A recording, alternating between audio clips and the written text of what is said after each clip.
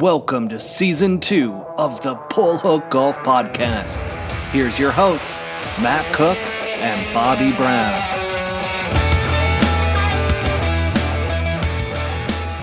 Welcome back, everybody, to Pull Hook Golf, the podcast. I am your host, Matthew Cook. I've got Mr. Bobby Brown here as my sidekick, my partner in crime. I'd say he's Batman. I'm more Robin. But that being said, we have a special episode number 30 for you all, which this week we've got two professional events going on. And I know, Bobby, some people on the PGA Tour wouldn't call the other one a professional golf tournament because it's only 54 holes. But we've got one going on in Las Vegas. We've got one going on in Bangkok. And if you've seen the Hangover movies, we've got Hangover 1 and Hangover 2 here. So we're going to be talking about which place is a little bit more dangerous to go take a golf trip, or, for this matter, a bunch of professional golfers with a lot of money to go spend around. And, you know, there's casinos everywhere. I mean, you're in Vegas right now. We've got the Shriners Open. But Bobby, Sin City, baby. Sin City. We're going to get started with Sanderson Farms. We're going to do a little recap there. Then we're going to dive into the Alfred Dunhill Links Championship that took place over at St. Andrews. Rory McIlroy coming up just short again. We've got the Shriners Open coming up this week that you're out at right now. Then we'll dive into our Vegas versus Bangkok conversation, and that will segue us into LIV Golf. And also one very cool topic that I saw an article in Golf Digest about this undercover caddy that is caddying on LIV Golf and had some very interesting things to say. So we're going to talk about that towards the end of the episode. But Bobby, without further ado, Sanderson Farms, Mackenzie Hughes comes in with a big playoff win. I mean, there was some talk on the different media outlets about how he was a snub for the President's Cup, and I'm kind of sitting there going, who would he have replaced? Billy Horschel? No, well, he's Canadian. Kevin Kisner? No, he's Canadian.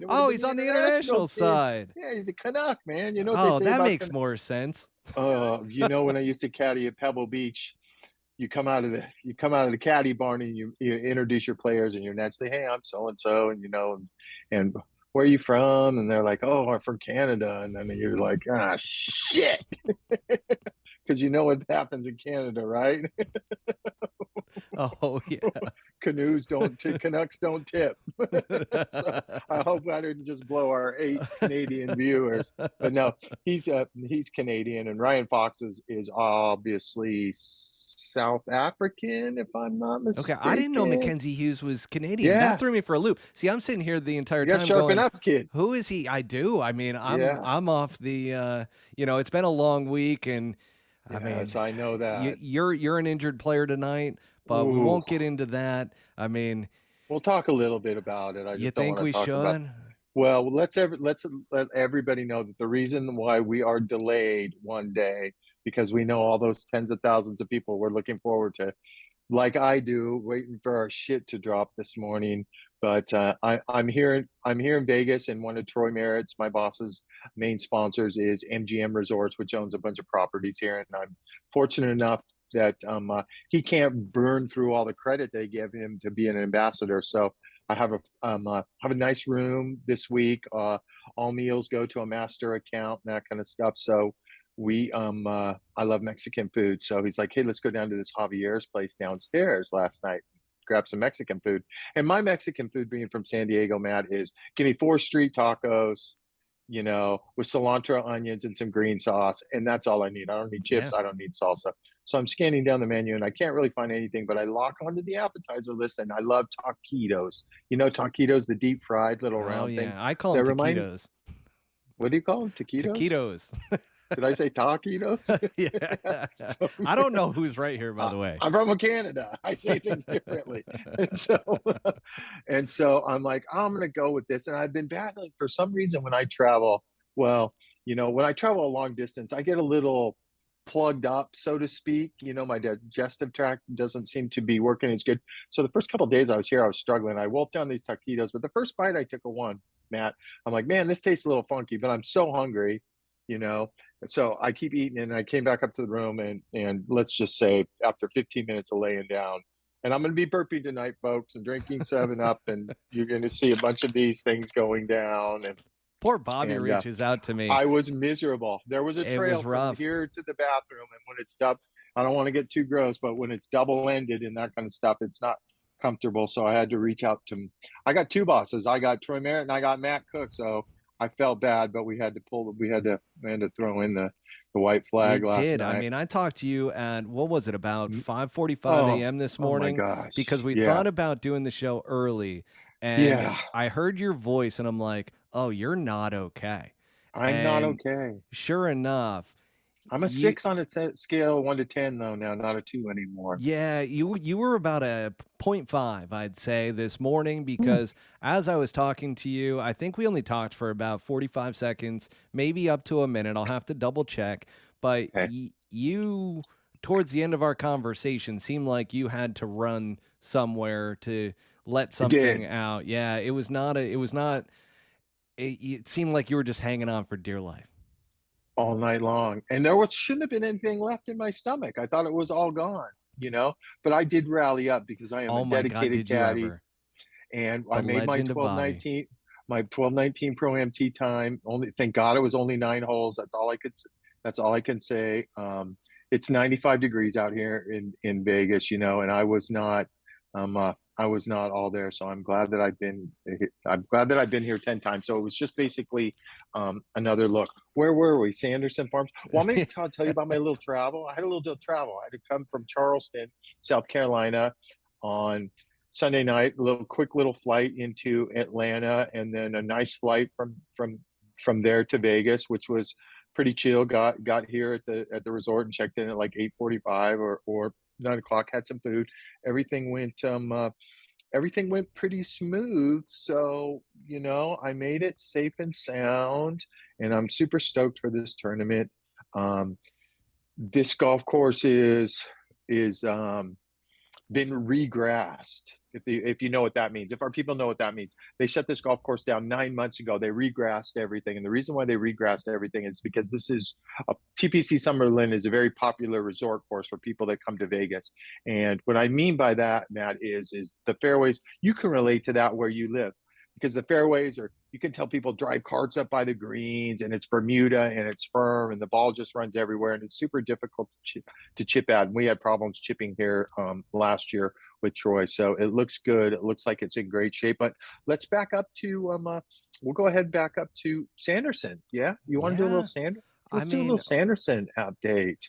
It wasn't the most exciting golf tournament, let's say. No. But yet, towards the end, it started getting interesting. And then Mackenzie Hughes, which I don't know a ton about him, which is why me mistaking him for an American and so forth. My apologies. I know I'm going to get roasted on social media on that one. Yes, you will. But that's okay. I deserve that one. That's okay. That's okay. He's been on tour for a long time. He's a great player. He came he's one of those Kent State guys, right? Him, Corey Connors, both played at Kent State. They were legendary college players. Obviously, they're a factory there with their coach. Taylor Pendrith was part of their Canadian posse. Albin Choi, I don't know if you know Albin Choi's name. He played on the Corn Ferry for years. He actually played at NC State. He is the guy that whose mother committed suicide after he lost a junior tournament. We talked about this on an episode, and he's friends with Sungjae. And remember, Sungjae called him into Caddy, and he won at Honda. Yeah, he was running out of money, and he made some quick money. Got some shells stacked up, made it through Corn Ferry Q School, a year or so ago, and got back on the Corn Ferry, and has since lost status because he missed in first stage. So it's official. Mackenzie Hughes is Canadian. It is 100% official. It's not the strongest field. I'll tell you what, that Jackson, Mississippi course, full on Bermuda, head to toe in Bermuda, fast moving fairways. Miss a fairway, you're gambling with your life, right? It's jumper central out there. The greens get super firm. They're super grainy. They all run away in the back. So it doesn't necessarily attract, especially coming behind the President's Cup, right? It doesn't attract the greatest field. It did have sand burnt. There it is. Excuse me. The burp's still coming out, folks. I'm glad you can't smell it. It's still coming out. It wasn't the strongest field, but it turned out to be an exciting tournament, though, really, didn't it? With that playoff. And, Mac just looked like he was in the zone the whole Mm-hmm. time, on Sunday. And you remember I was telling you my big personal difference between a LIV Golf tournament and a PGA Tour event is the way the guys look down the lane. When I mean down the lane, down the stretch, the last 3 or 4 holes, where they're just focused in their own zone. They're not talking to any other players in the group, neither of the caddies. Everybody's doing their own thing. So he really sucked it up. He played great. He didn't, and then he He's been a dropped that 15-footer to win. Yeah, he dropped a 15-footer. More impressively, he drove it left of the world on 18 in regulation, and he hit that over the back of the green and I was doing the math when they said I had it probably over 100-footer that he putted up there to probably about 3 or 4 feet pin high, and those can't be easy in that situation. And he buried it, and he has a I'm gonna say I don't know his last name. I think it's Jace Walker, but he has a caddy named Jace Walker who cut his teeth on the Corn Ferry Tour, with some really good players, and he's another one of those caddies that nobody knows about, Matt. That just when you Mm. get paired with him, you're like, God, this guy just reeks of being super. Well, I'm going to say he reminded me at that age. You're not really totally experienced, but you're super positive, and that supersedes that. And he knows his player very well, and everything's always positive that comes out of his mouth. It's almost when you get paired with him, he's like, man, this guy says a lot, But some players relish that. Not all of them. So kudos to them. But how about Sepp Straka, man? He has just come on the map. This is 2 playoff losses in a row. Now, you remember he almost won the first FedEx Cup He event. almost did. Yeah, yeah, and a little backstory on him. He's Austrian of all things. And he comes off a powerhouse University of Georgia team. And I had a buddy that played on the Canadian tour that caddies out here. Is nobody would know his name. His name's John Turcotte. He played in one U.S. Open at Torrey Pines. He played on the Corn Ferry Tour. He did some good on the Canadian tour. But way back when in 2000, I'm going to say it was 2008, we had the U.S. Open when the Rocco Mediate Tiger U.S. Open was probably 2008 or something at Torrey Pines. Well, Something like that, yeah. yeah, well, this a total random off the wall Bobby Brown story, but I this love caddy it. buddy of mine, John Turcotte, was in the field. He qualified, right? He was in the field, and on the last hole, Stuart Appleby buried this 90-foot eagle putt to knock out like 9 guys out of the cut on Friday, and John Turcotte was one of them. So just goes to show you it's another great caddy player. My point was when John started working for Sepp Straka, I'm like, hey, I know of this Sepp Straka. Tell me about his game. And he goes, oh, Bob, I think he's going to be a 4 or 5-time winner on the PGA Tour. And I'm like, shut the fuck up. What are you talking about? And he goes, yeah, he drives it great. He's one of the best drivers of the golf ball. So he's finally coming into his own. So that was pretty exciting. He's been playing really great golf for well over a year now. He did make a caddy change from John Turcotte to another guy named John, who I classify, we call him 8 Mile. That's his nickname. That's all I need to tell you. He is, there's still a handful of caddies out here that can really get after it on certain nights. And who those guys are, but they show up and they're pretty fresh in the morning. They don't smell of booze or anything like that, but he's no scaredy cat. But I don't know how he's going to be this week, though. Usually, if you get into Vegas, this place is Vegas pretty is dangerous. tough. It's a dangerous spot. Now, It's Bobby, here's the go. thing with Sepp Straka, for instance, and you Yeah, look at guys like, for instance, Max Homa, who really hasn't come on until his 30s. yeah, This is where I was talking about. Remember early on when I was talking about the good around what's happening around salaries and getting guaranteed yeah, money, and yeah, how I was hoping that that would trickle down to the Corn Ferry Tour, maybe even to the mini tours. That's yeah, something to where, like, think about it. If a guy doesn't make it right away, and yeah, let's say that they didn't end up getting onto the PGA Tour and they're hanging around the Corn Ferry Tour for quite some time, and then they yeah, just get sick of that lifestyle, where it's like, man, yeah, I'm grinding for $30,000 a year. yeah, Like, this is yeah. brutal. And that's after like travel expenses and whatnot. But obviously, people are getting sponsors and it's a hard life. I mean, especially if you Sure go it is. below the Corn Ferry Tour. But Sure. do you think, especially with somebody like Sepp Straka, Max Homa, some of these guys that have come on later on, because you're right, Sepp Straka, I mean, that guy bombs the ball, Bombs it. accurate off the tee, and then Yep. really has kind of honed in a little bit more of that short game and, Yeah. 100 yards and in, let's say. And that's Yeah. something that bombers normally it takes some time to get that Yeah. level of feel and touch, but it's something Yeah. that you can get over experience and everything. So I Sure. kind of see it as, as we kind of move into this whole new phase where there's going to be the $500,000 stipend and so forth. I think we're going to see Yeah. more guys like that get comfortable, Yeah. because getting comfortable on a tour, especially Yeah. the PGA Tour, I think Yeah. that's going to be a big key to a lot of these guys' success. What do you think? Well, I agree with you 100%. If I'm not mistaken, there's a it's only for the new guys, and if they don't keep their car, there's a $500,000 that they get. That's the stipend, if I'm not mistaken. That's the Yeah. number. But I'm not sure. I'm still learning about all these new changes. It was Excuse me, very Matt. vague in the letter that came I out and think so it's for forth. the new guys that have never played on tour before, and if they don't keep their card, they're going to make a mandatory $500,000. And I Oh, believe that, interesting. we haven't, we've only played one tournament, but you remember, I think you even get 5 grand for missing a cut. Good Yeah. to know, because my man misses 4 or 5 cuts a year, so I'm going to Yeah. expect that extra, $400 in my wallet. But I do think so. I think you're right, because I think it's going to take a little pressure off of these guys for sure, knowing that they're going to have some kind of income coming in, and they finally got their dream of reaching the PGA Tour. And it's the names you mentioned, Max.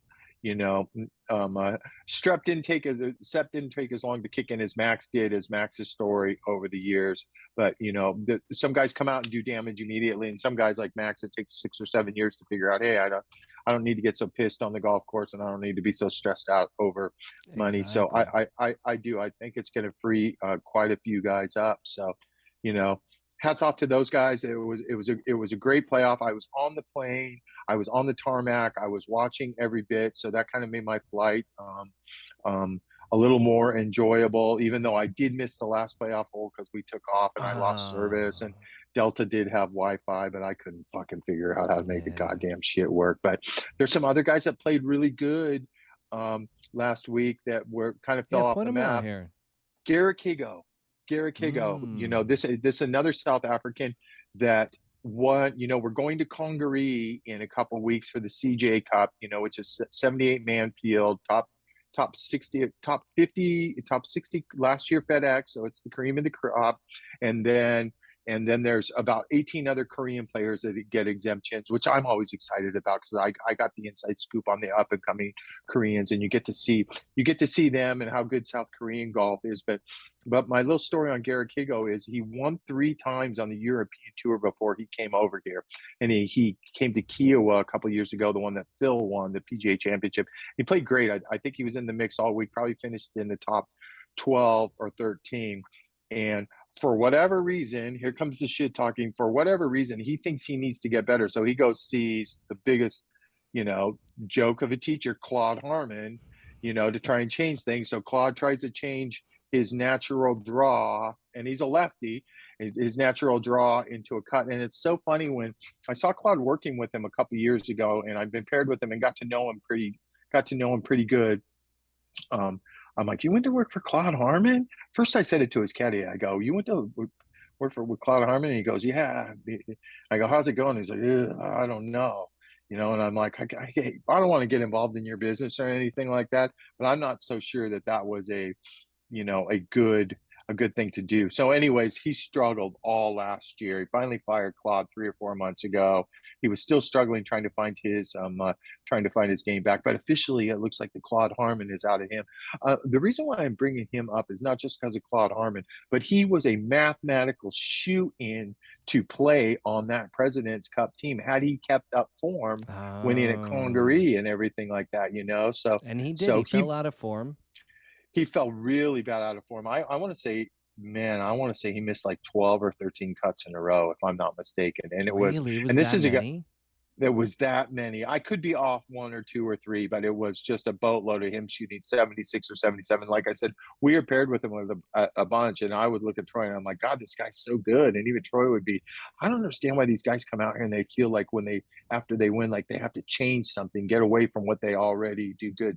So it was nice to see him get back in form. Um, I didn't mention it on the show. Keegan Bradley always plays good there. I've been paired with Hmm. him a few times there, and he had a nice finish. He finished fifth place. A lot of the new guys played pretty good. I wouldn't call Nick Hardy a new guy. He finished he finished fifth or sixth. You know, he played pretty good as a rookie last year out here, but got hurt, so he only played half the events. But you know, some Corn Ferry Tour guys. I'm going to say Thomas Dietrich, who actually has been a force on the European Tour, but is technically a rookie out here. He top 10. The kid whose dad is director of golf out here at Shadow Creek. We talked about him as one of our players to watch. Taylor Montgomery finished third in Napa and came back with a nice ninth place. Kid's playing some golf. Yeah. My Korean that I've been touting, you don't have to ask me his name. All you have to do is say Kim, because they're all named Kim. SH Kim was in the mix all week long. He had a chance to win. He didn't have a great Sunday, but he finished 13th. And that was really good. That's really good, man. I look for him to have a big year. This SH Kim, man. I can't say. I've told you before. He's not quite Sung Jae, but he's somewhere in between Sung Jae and Siwoo and KH Lee. And I'm super high on him. I'm super stoked on him. I told you the other guy that I really liked a lot, the bomber that's my neighbor, Kyle Westmoreland. He made his first cut. He finished 45th or 50th, but he got a little taste of making some money and making a weekend right off the bat, which is Bobby. I'm going to call that one and say this. That is a guy that once he gets comfortable on the PGA Tour, he's going to start to run some tournaments together and start to post some numbers. But that's a guy that it's going to take him a little while to get comfortable. You know, there's such a thing as teeing off on the first hole, and all of a sudden you don't breathe through your first putt on that first hole, and you're like, holy cow, your caddy has to start to calm you down a bit and start to realize, hey, you're playing in a PGA Tour event. This is going to happen a lot this year. And if you remember, he was the one at that last Torrey Pines US Open I was telling you that I was paired with, and he made the lead on Friday, and he kind of realized he made the lead. So, and these early golf courses like Napa, here, Jackson, Mississippi, they're not really conducive, Matt. They're not really bomber golf courses. No. So when you start rolling to, not that it'll get to Riviera, excuse me, there's burp number 2, Javier's Mexican food at the Aria. Whoever's listening, you may love it. I'm never going back. It's so funny. I was walking through the casino this morning. Yeah, I was walking through the casino back and forth to go to our pro-am today, and I'm like, there's that goddamn Javier's. I couldn't even walk by. I had to go all the fucking other way around it so I wouldn't even see it. Another guy who played okay last week, he finished 45th, but I was talking about my buddy Eric Barnes, and he was the one who took the job during COVID, who has the 2 little boys at home that went stacked shelves at Publix. He finished 45th. It's funny, I was talking to him today. I'm like, man, you played good last week. And he goes, fuck, I finished 45th. He goes, you know, I had a putt late on Sunday. Listen to this. He goes, I had a putt late on Sunday, and he goes, and I fucked myself because I knew if I made this eagle putt that I was all of a sudden going to be T10. He goes, I ran it by like 6 feet, missed it, and he goes, and then I bogeyed fucking 3 holes coming in. And here's a guy who's been on the Corn Ferry Tour for 8 years, thought he was going to be there forever. I saw him up close in Houston, and I'm like, man, this guy is, you know, Bobby Brown's old saying, harder to get to the PGA Tour than stay on the PGA Tour. So he cashed a nice little check, and that's got to give him some confidence coming in here this week. The Dick Alert, the 2 Dick players. Remember, I picked off 2 Dick players at the start of the year. I was made for this game. Brent Graham, good playing, Brent. 7-8 over, another missed cut. The other one that wears the beige. I was made for this game. Every time he rolled in a par putt from 30 feet. That's a lesson to be learned. He's not going to live that one down. You can't do that out here, Matt. You can do that at the corn. There's guys you can intimidate on the Corn Ferry Tour, that's for sure. But anybody that's been out here, they're no, but that type of story carries throughout the rest of your career. And I'm spreading it. I know. No, it needs to be spread because, my God, who has such an ego to say, I'm made for this game? I'm made for this game. As you fist bump like Tiger Woods. Yeah, you're right, 100%. And then the other one, the super bomber who drove that green at Evansville, Brandon Matthews, he did make the cut and finished 39th or 40th. But he was, but he shot 6 under the first day. I'll give him credit. But, you know, and I saw he did a bunch of interviews, and he's like, you know, he didn't say I was made for this game, but he's very full of himself and very cocky. And I was just put the backtrack button on him after he was in the mix, and I backed him up all the way to 40th place. So it was a good, you know, that Jackson, Mississippi is a good it's a good golf courses, but it just, with the scheduling and that kind of stuff, it just doesn't get the caliber of players that it really deserves. And I'm not saying just because it's in Jackson, Mississippi, but a lot of guys will shun away from those heavy Bermuda Yeah. grainy golf courses. It's not their cup of tea. The practice facilities are okay, they're not great, and it's usually stacked with newer guys, or guys that, a lot of guys from the 126 to the 150 that came in. So Sam Burns was in the field. Obviously, he probably had a President's Cup hangover, right? I watched him on TV the first 2 days. I think he got to 4 or 5 under after a couple Bobby, days. it's tough to drink as much as those guys were drinking after the Yes. President's Cup win, and then come out playing Yes. a tournament the following week and actually show up and perform. That's a tough one. Yeah, so he was probably the cream of the crop. Our ex-guest Lance Bennett had Davis Riley. He is from Hattiesburg. He's from Hattiesburg, Mississippi, so that's like a big tournament for him. But he was in the mix. Well, shit, he shot 7 or 8 under the first day. He was leading after the first day. I saw Lance out there getting a lot of TV time. He was just bouncing around. I mean, he was on his toes. I mean, he's on his toes because he gets yelled at all the time from Davis, and Lance has still not learned how to. I hope Lance doesn't listen to these. Lance still has a hard time dealing with that kind of personality, and it's always going to be a work in progress. Lance is just so nice, man. Yeah, you're nice to a degree, and then you stand your ground. But Lance, he just comes across, and when we had the interview with Lance is just such a good guy that you're just like, you kind of feel bad if you yell at him. I don't think Davis Riley feels bad about yelling at any Caddies. My son dealt with it for 2 years, but Lance is transitioning into that type of personality. But it's funny you say that about Lance and you say that about me, but we're nice out there and that kind of stuff. But I stay with Lance all the time, and he come back to the hotel room and he's fucking livid, and he's like, this fucking kid said this and he said that to me, and he's shooting me down, and can't this guy just figure out that if you're shooting down your caddy, you're killing his confidence, and you might as well have an 8-year-old caddy for him. So, but he had a good showing, Davis, and I don't know a lot about anything, but he's probably going to win this year. And I think he's trying too hard, Matt. You get into that position where you almost made the tour championship as a rookie, and it puts another amount of pressure on you. And that it's the killer of dreams, Bobby. What is? Expectations. Expectations. Killer of dreams. Can I tell you, I don't like talking about competitive podcasts because we're not in that league or anything like that. But Colt Knost and the Sleazy Man, the Sleazy Man they have a great podcast, right? The Subpar pod. It's fantastic. I do. You saw who their guest? Did you see who the guest was yesterday? It was Bones. Yeah. Bones doesn't do very many podcasts or interviews because he's a very private man, but I wanted to hear this because I'm very close with Bones. I've stayed with him a bunch in the past, and he's always got an open ear for guys about questions and that kind of stuff. And he has the best you think I have stories? Mine are dirt stories. You know what I noticed about listening to Bones? We are two polar opposite people. He would never talk shit about anybody, and I'm completely the opposite. I can't wait to talk shit about somebody. But he opened up the podcast, and I'm going to Davis Riley in this, and hopefully Davis pops out of this in a year or two. And he pretty much said in his opening sentence there, like, hey, what's it like, Caddy? And what are the players like, and that kind of stuff. And Bones flat out said, he goes, it didn't take me long to realize out there are two sets of players, Matt. There are blamers and there are non-blamers when it comes to treating their caddies. And so Davis Riley is still in the blamer stage, but Bones made a good point.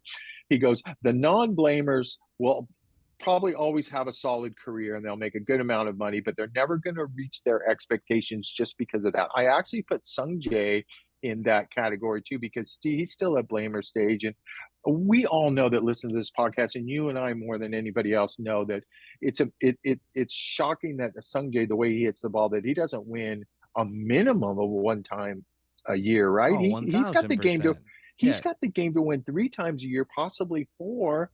And with some of the few of these LIV guys gone, possibly 5 times. So when he gets over that, I mean, if he gets over that, which is tough for Koreans, when he gets into the non-blamer category, basically what Bones was saying, the best players in the world, your cream of the crop players in the world, are not blamers. And he talked about a story with Phil when he started working early with Phil, where Phil was on a 7-iron and Bones was convinced that it was a 6-iron. And Phil's like, okay, I'm going to hit the 6. And he launched it into the hot dog stand over the green. And Bones said it was the longest walk from 190 yards. And he just felt so horrible and that kind of stuff. And Phil didn't say anything. And Phil sensed that Bones was down on himself. And he stopped Bones in the middle of the fairway. And he said, Bones, I pulled the club out of the bag. Okay. And Bones goes on to tell you, you don't know how much of a relief that is, excuse me, for a caddy to hear that, because he doesn't get on his heels. I told you numerous times with Sungjae, when he would get all over me, I would get on my heels and shit, I'm not afraid to say it. He would kill my confidence and I would be questioning what I was thinking, and I got a little teetery on making a commitment and having him fully committed and that kind of stuff. So you know what it is, Bobby? It is the relationship. And a lot of players don't understand this because they think they're the boss. They think they're the CEO of the company, right? Yeah. I'm in control. I'm the one playing.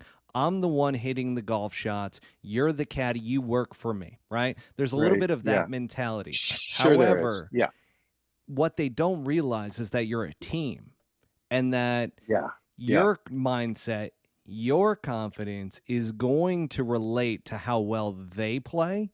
And that they need to build you up at the same time. And that, yes, you're like the board of directors who's providing them with all the appropriate information. And then it's up to them to make the decision. Yeah, they are the one that makes the decision. They sign the dotted line. They get the facts and they sign the dotted line. Yeah. And I think if more players understood that, they would have a better career and a better relationship and end up having better performance results because of it. Yes. And some guys never get that, they make maturity. Their 1 point. Yeah, it's maturity for sure. And some guys never get that. I mean, Emiliano Grillo was trying to win this tournament last week. I don't know if you happen to catch any of it on TV. And he got over to this I wouldn't say it's a simple par 5, but it's 13 or 14 on the back. It's kind of hittable. And I think from the middle of the fairway, he ended up making an 8 or a 9. But I was watching his antics with his caddy. And here's a guy that's won on tour that's been out there for 9 or 10 years. So that dynamic, either you're a blamer or you're not. Excuse me, or you're a non-blamer. So the non-blamers are the cream of the crop. Max Homa is a non-blamer, right? Yeah. Joe makes a mistake or something like that, and Max is calming him down like a caddy would calm a player down after a mistake. So how many times did we ever see Tiger go after Fluff? Never. And Bones, that was Bones' big thing too. He's like, you never heard Tiger say, they made mistakes all the time. They just do. It just happens. Doesn't matter if you're the greatest to play the game of all time. But you think about it, if you went down the list of all the greatest players and all the current greatest players, there's never really any stories. Justin Thomas with Bones, Justin Thomas with Jimmy Johnson. I love they just that never story too. Between Bones and JT when he first caddied for him, and there were no fans. Hole. Yeah, you listen to it. Of course I did, Bobby. Here's the thing. I normally do my research. Tell a story, except for I know you do. I scribble down notes. You got it all dedicated to memory. But Bones, nobody tells a story like Bones, right? But he's so classy. Unlike me, he's so classy that he doesn't tell you the real dirt or the real scoop on the real but shit. People want the real. That's the thing. Yeah, they do. Our crew definitely does. Definitely. Our crew definitely does. But I was cracking up at that story, and we don't need to go into it, but our people, we don't want to send anybody the competitive way to watch a podcast, but these Colt Knost podcasts are pretty, he gets some but Subpar Golf, I mean, they're fantastic. I love Colt. And they're like, I love Sleazy Man. Yeah, they're like family to you. They're out there. You see them. They're Scottsdale guys, and they're out there, and that's their crew. But let's tell our people if they want to listen to a good podcast, listen to Bones. That's a good one. The stories he tells about how the caddy evolution and staying 6 guys in a room, and what I really enjoyed about him was, even though he's been out here 20 some years, and let's face it, he's a borderline celebrity, Bones, right? He gets noticed by everybody. I've flown on planes before, and he gets harassed in airports like he was a player or something like that. And he's very cordial and he's very nice to everybody, but his stories are just fantastic. Just fantastic. Bobby, do you have the kahunas to invite him onto the Pull Hook Golf podcast? Yeah, I don't think he would. I think he's so big. Yes, I do have the kahunas to do something like that. Bobby's going to ask him. He's going to ask him, but it's probably going to be a no because we're unfiltered. because he's a little bit buttoned up when it comes to the Yeah, stories and yeah, stuff. he is a little bit buttoned up, but I'm not afraid to ask anybody anything. But I'm afraid with his schedule. I do know that he told me I'm like, you don't do podcasts or anything. He goes, oh, fucking Colt's been bugging me for 2 years, so it finally took 2 years for him to We do the got to Colt get started. podcast. It's day one now, Bobby. I know, I'll get to work, man. You're really putting some pressure on me. You're getting me ready for game day tomorrow, Thursday, game day tomorrow. Absolutely. Hey, we had another tournament last week, the Alfred Dunhill, which Dunhill. is the European Tour version of our Pebble Beach AT&T Pro-Am, where you play with an amateur. Obviously, Rory plays with his dad. Terrell Hatton played with his dad. It's the creme de la creme of very successful, wealthy businessmen and celebrities that play over there. Um, Ryan Fox, if you know anything about Foxy, he's a super bomber. He hits at 330, 340 yards. Everybody over here knows who he is. He comes over and gets a spot in a memorial every year. Doesn't really do great, but he did great last week. A super bomber who's got things going can really overpower St. Andrews. You ever play St. Andrews, man? If you had a chance to go, I play haven't there been over. yet? So Okay. my good buddy Sean Clark, he is from St. Andrews, and he Okay. tells me all the time, we got to get over. We got to get over. So Yeah. Bobby, we need to make a trip and get over I there. know. Oh we man, gotta we go could play.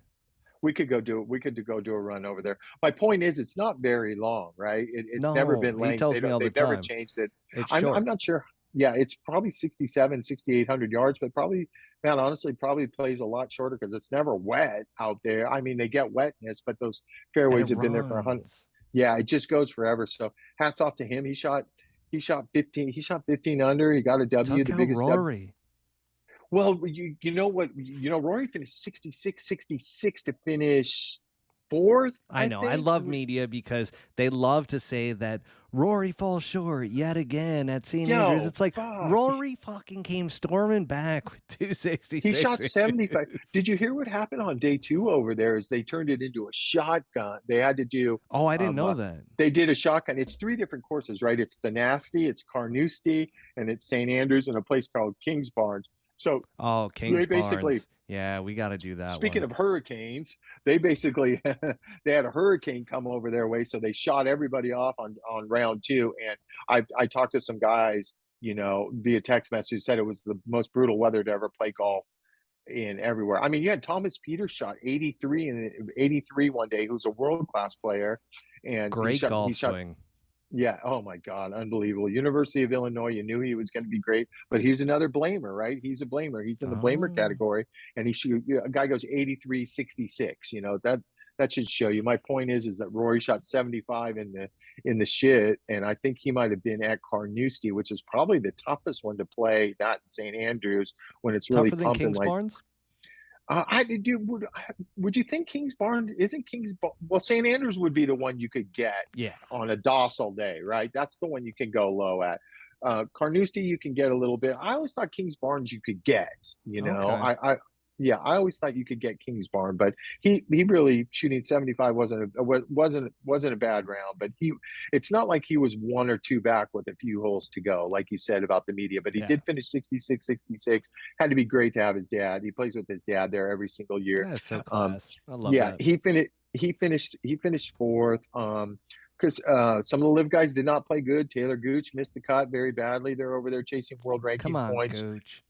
Yeah, Taylor, shut up, dude. Once and for all. Get your wife another LIV job. Jesus Christ. Why did you have to do that anyway? She was gorgeous. She was Bobby Brown's most beautiful PGA Tour wife, and now it's all fucked up. You were high on that one.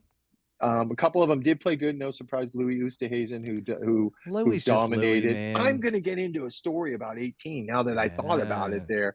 Louis Oosthuizen finished 10th. Peter Uihlein, you're high on Peter Uihlein. I think you're on to something, my Titleist deal. You're on, yeah.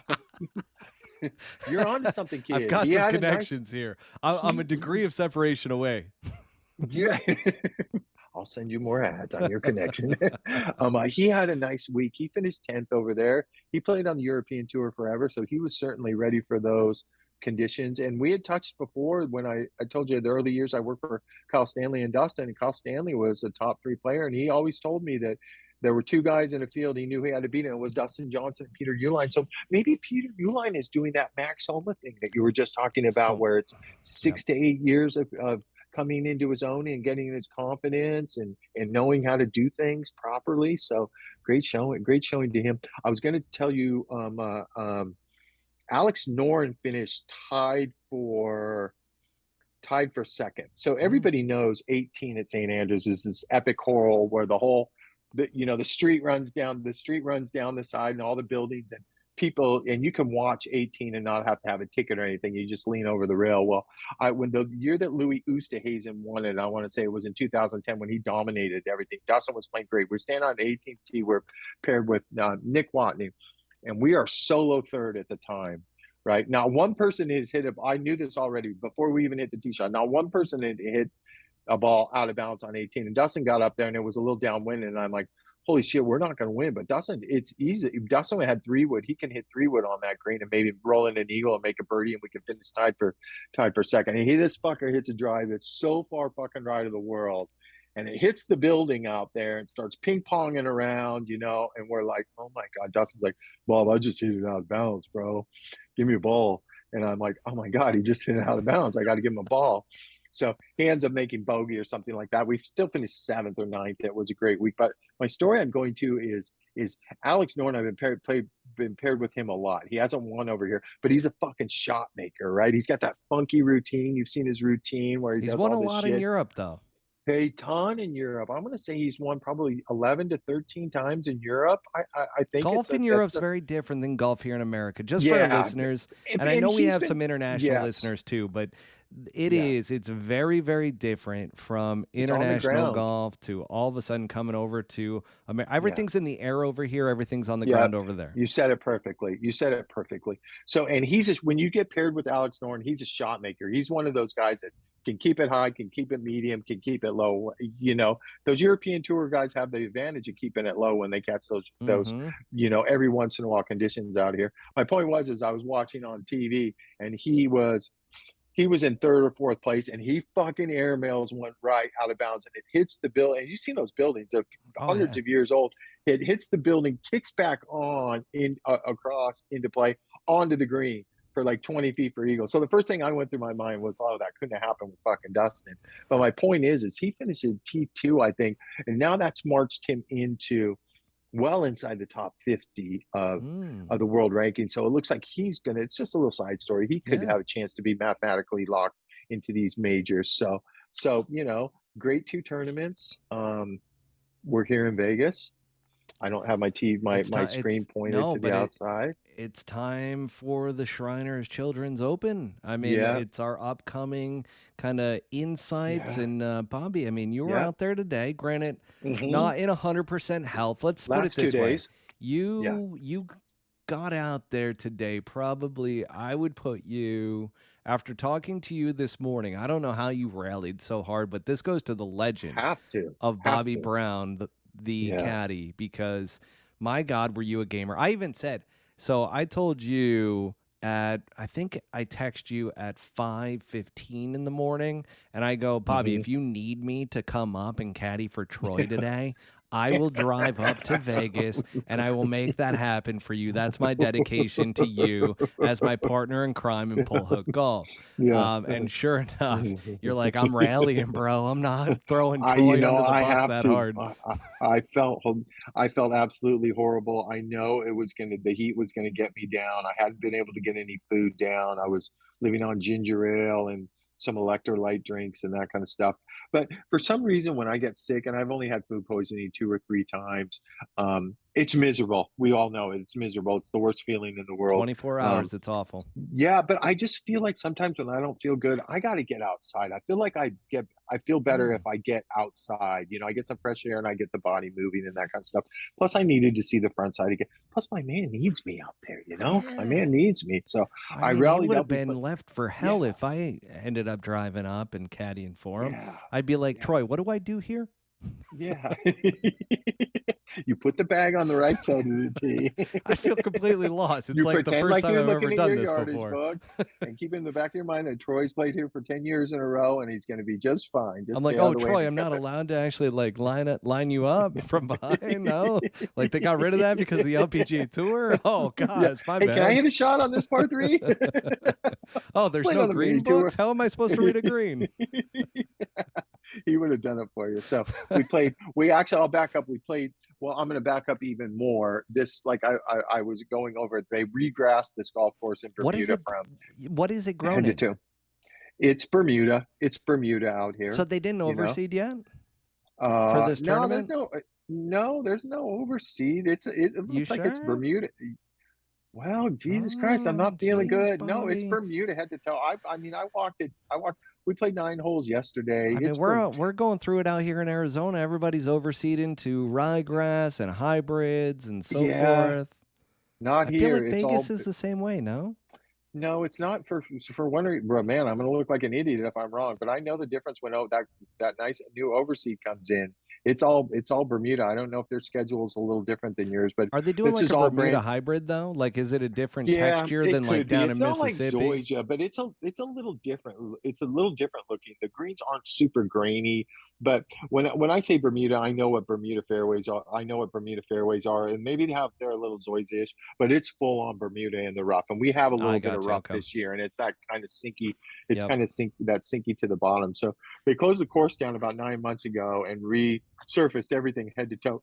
It's the same golf course. They maybe widened a couple greens, and made a couple more pin positions on a couple holes, but strategy is not going to change. We're just trying to figure out, are the greens settled, are they bouncing, and that kind of stuff. And they don't look great, but we're used to playing a bounce and a run out here in the past, especially as the weekend comes and it gets baked out, because it's 90 to 95 degrees, and it can get super windy here in the afternoon. It's not projected to do it this year. So we're kind of getting our feet wet on how the greens are reacting, because I've been here probably 12 or 13 years in a row, and I'm not tuning my own horn, but but for people that don't know, in Vegas, if you come and play this course, find where the stratosphere is here and down on the strip, because there is a massive pull to the stratosphere, and I see it every year. I see it every practice round, every hole, and I've worked for players who have asked me to come in and read putts or asked me about speed, and I'm telling them what I think, and they think that I'm coming from fucking left field, but I've seen these putts and these breaks for so many times, and 90% of the shape moves to the stratosphere. So we're just trying to figure out the grass. We're trying to figure out the grasses here, Same and I don't. same Go thing ahead. when you come to TPC Scottsdale and play Yeah. waste Well, management. Everything goes down yeah. to downtown Phoenix, Downtown, and and I everybody believe thinks in you're it. nuts. No, Everybody looks it's at you and they're true. like, "Dude, I've been this there. is not breaking Yeah. down that way." And it's like, no, It, everything it breaks towards does. downtown Yeah. Phoenix. And it's funny. And I know that I've been there 15 years in a row. I know that too. And I've worked for players before that still don't buy into that theory. And they look at you like you're crazy. And it's like, Mm-hmm. hey, downtown's over there. And they're like, what does that have to do with it? And you think to yourself, you're like, you played here for fucking 10 years, man. And you watched on TV how many years before that. And that's all they ever talk about is that pull. So we got a good look at the golf course. My man looks good. We did not play here good last year. I don't know if I told you, but last year, the first round, we shot two or three over on number two. We drove one down the middle. People aren't familiar with this hole. He kind of pulled a little 9-iron and got into the backside of a bunker, and he made a double bogey, and he made another bogey after that. And you got to shoot minimum 2 under here a day. It's probably more like 3 under a day, because the Yeah, cut here wants to go to, and I think it'll be even less this year. The cutting goes here to 5 or 6. It'll never go to 7 under, but it's it's a probably going to gettable be golf course. yeah, you can make a ton of birdies, but man, you know what I love about this course is this is one of those ones that I tell you don't play very often, where with 5 holes to go, you can be 5 off the lead, and you have a par three, and you have a very drivable par four, you have a very hittable par five, another par three, and you're slinging a wedge into 18. So that's always exciting when something like that happens. But it's in great shape. The reason why they made the changes is because it's a very resort course. When people want to come here, when they're partying or boozing or whatever, everybody loves to play golf. So, and when you get those kind of courses, people are fucking driving their golf carts up next to they don't give a shit, right? They're driving Oh their yeah, carts up right they're next to the trumping it green. right onto the green. Yeah, I and there's a lot mean, of lows and runoffs and closely mown areas if you miss these greens, and you know, it's not a tough driving course, but there are canyons and desert like where you live and that kind of stuff. And there, you could hit a certain third of the fairway, like a right side of the fairway that's sloping to the desert. And it was so firm and fast from all the carts. You know, you could land one in what you think is a good spot, and we could trickle into the desert, into the shit. So we have a little more grass. So hopefully things look good. My man looked good. We played super early tomorrow morning. We always try and match up tee times because we figure we'll get a 7 a.m.-ish tee time, which we do tomorrow at 7:49. So we'll play 1-9 holes, matching up to that tee time to see how the ball's flying, because you are at 2,700 feet of elevation Oh here. yeah, And I mean, you're gonna and have the an ball extra fucking 5 to moves. 10 yards. Yeah. Yeah, I go 5%. I'll start. I don't do anything early in the morning Well, when it's that's too much 69 to math for 70. me, Bobby. You're smarter Yeah, than I well, am. yeah, it's habit. My 9-year-old did not inherit it. He's struggling in math right now. So, but we'll get that. Him and It's I Montessori both. school. They do math and beads What and is everything. 5% of 150 yards? Of 107.5 yards. Oh wow! See, that's really Yeah, good. That's really yeah. good. And you know how my brain does it? 10% is 15 yards, and I knock off half. It's funny. I don't have a Oh, lot, but see, I can that's do really this shit. good. I That's a can do this tip. shit. Yeah, that's a tip. Yeah, or you could carry a calculator or a grid with you or something like that. Bobby, I don't quick know. question for you, because I Yeah, know the go. audience is going to want to know this because you Oh brought it boy. up last week. What? Okay, you talked about Troy's putter. Is there a new putter in the bag? I won. Yes. What He do did we it. got? We got an Odyssey that he actually, it was Ooh. not the backup that he used, that he carried around with him for 20 weeks last year, that never had the head cover time off. It was this Odyssey. We were down. I had dinner with him when he got into town. He got in late. He's like, "Hey, come down, let's grab a pizza." And so I'm like, how many putters did you bring with you? You know, I didn't want to say it, but I'm like, how many putters did you bring with you? And he never gives me the right answer. He goes, I didn't bring any. And I go, what are you talking about? He goes, I'm putting with my hybrid this week, Bob. It's so bad. I'm putting with my hybrid. And I'm like, that's funny. So we got to the course. The next morning, he brought the bag out of the locker room, and I'm like, "Oh my god, that's a fucking Odyssey head cover right there!" And it's What is it? I don't even know what the model is. It's got a little bit of Is a it a blade slant. putter? Yeah, it is. It's a blade. We're out of that Bobby, I little. was going to throw out there because he's a Titleist guy, and Yeah, because we talked about the fact that, and by the way, he's spot on with what he told yeah, you about that it comes off hot off of the face, yeah, and it does. When hmm, you're used to yeah, an insert, yes, like. But I will say this: yes, the yeah, putter that Homa uses and Justin Thomas uses, the yeah, X5 or the yeah, X5.5. I don't yeah, know yeah, exactly which one those guys are using. yeah, I've got the X5.5, and I've been a Scotty yeah, Cameron guy, and I've also been yeah, a ping answer guy. And yeah, literally, when I switched to this, it has that soft touch of like mm, it doesn't fly off of the face. It yeah, actually has some yeah, give to it, so it feels more like an insert putter because of yeah. how they're using different metals. So I'm just throwing it out there as Well, maybe I'll something tell down you the about a road, little. but I will, but that's a different style putter. Those are those bigger putters that he's never but used I went from before. a blade to that, Right, and I right, felt that it had a good transition because the yeah, top line looks like a blade, but then you have the extra weight to coincide yeah, to it. So yes, I get your point. Lag putting, it's going to be a little yeah. different.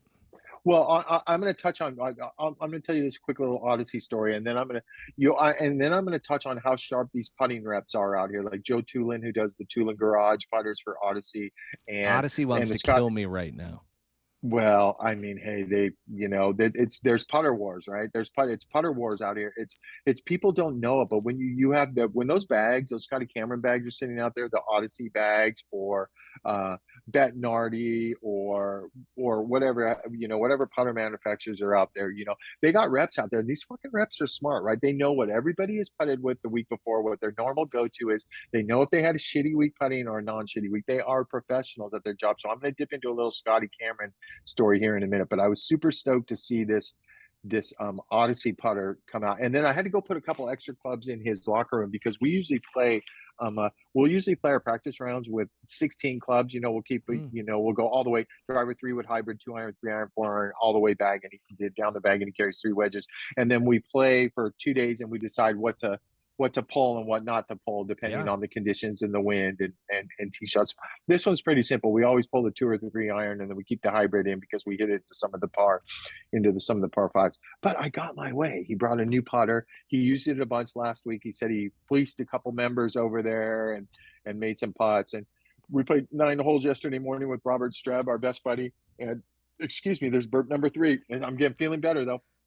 And he made a couple birdies. He didn't make any bogeys, and then he made 5 birdies on the front today. On 5 birdies on the front today. So last year I told you we shot 73 or 74 the first day, and then we shot 65 on Friday to end up missing the cut by 2. But he did finish the right way. But we got the new putter, and hey, you know my saying, new putter, new attitude. And he spent a lot of time on the putting greens with the stroke. The stroke looks really good. I know Joe Tulin was out there with him. You know, the Odyssey guy who makes the putters, Tulin Garage. And he liked everything that he saw with the putter. And this is a putter that Troy used for out here for a couple of years. He didn't win with it, but he had a couple good years, and it was time to make a change. But let's get to the Scotty Cameron rep, how sharp he is. Is that I'm standing there with him, and they give us those putting discs, those chipping discs, like Circle T. You know, you throw them on there. Have you seen? You know what they are? They're plastic discs that if let's say I'm working a practice round and I want to put the whole locations in from the previous year. Perfect speed. Well, no, it's just it's a target for them to putt to in corners of the green. So I asked the Scotty Cameron rep, and I'm like, hey, do you got a couple discs? And not the everybody wants the Circle T discs, right? Because they're Circle T and they're cool and they hang on the bag. And there's some Caddy. They're worth money. Yeah, I mean, you know what he was telling me, that they sell it's a little plastic fucking rubber disc that has Scotty Cameron Circle T, and he's like, man, things sell for like the minimum is $75 on eBay, and I'm like, well, just because it's Scotty. But I like the regular white ones that just say Titleist, because if my guy's chipping to these things from 30 yards away, it's easy. The Scotty's things are always colored, right? They look really super cool. But the Titleist ones that are just the stock Titleist ones, I'm going to send you some. I got a bunch. Yes. I'll send you some. Remind me of that. I'll send you some. I love. And anyways, so yeah, who doesn't? Right? You should have came in Caddy today because you like free shit like the rest of us. So I go, hey, you got a couple discs? He goes, I'll go back to the trailer. I go, I don't want the Scotty Cameron ones. He goes, whoa, I don't hear that very often. I go, I want just the regular white Titleist ones. And he goes, hey, come here for a sec. He goes, when did he bring the Odyssey out? This is the Scotty Cameron rep. He's fucking already knows, right? He got it.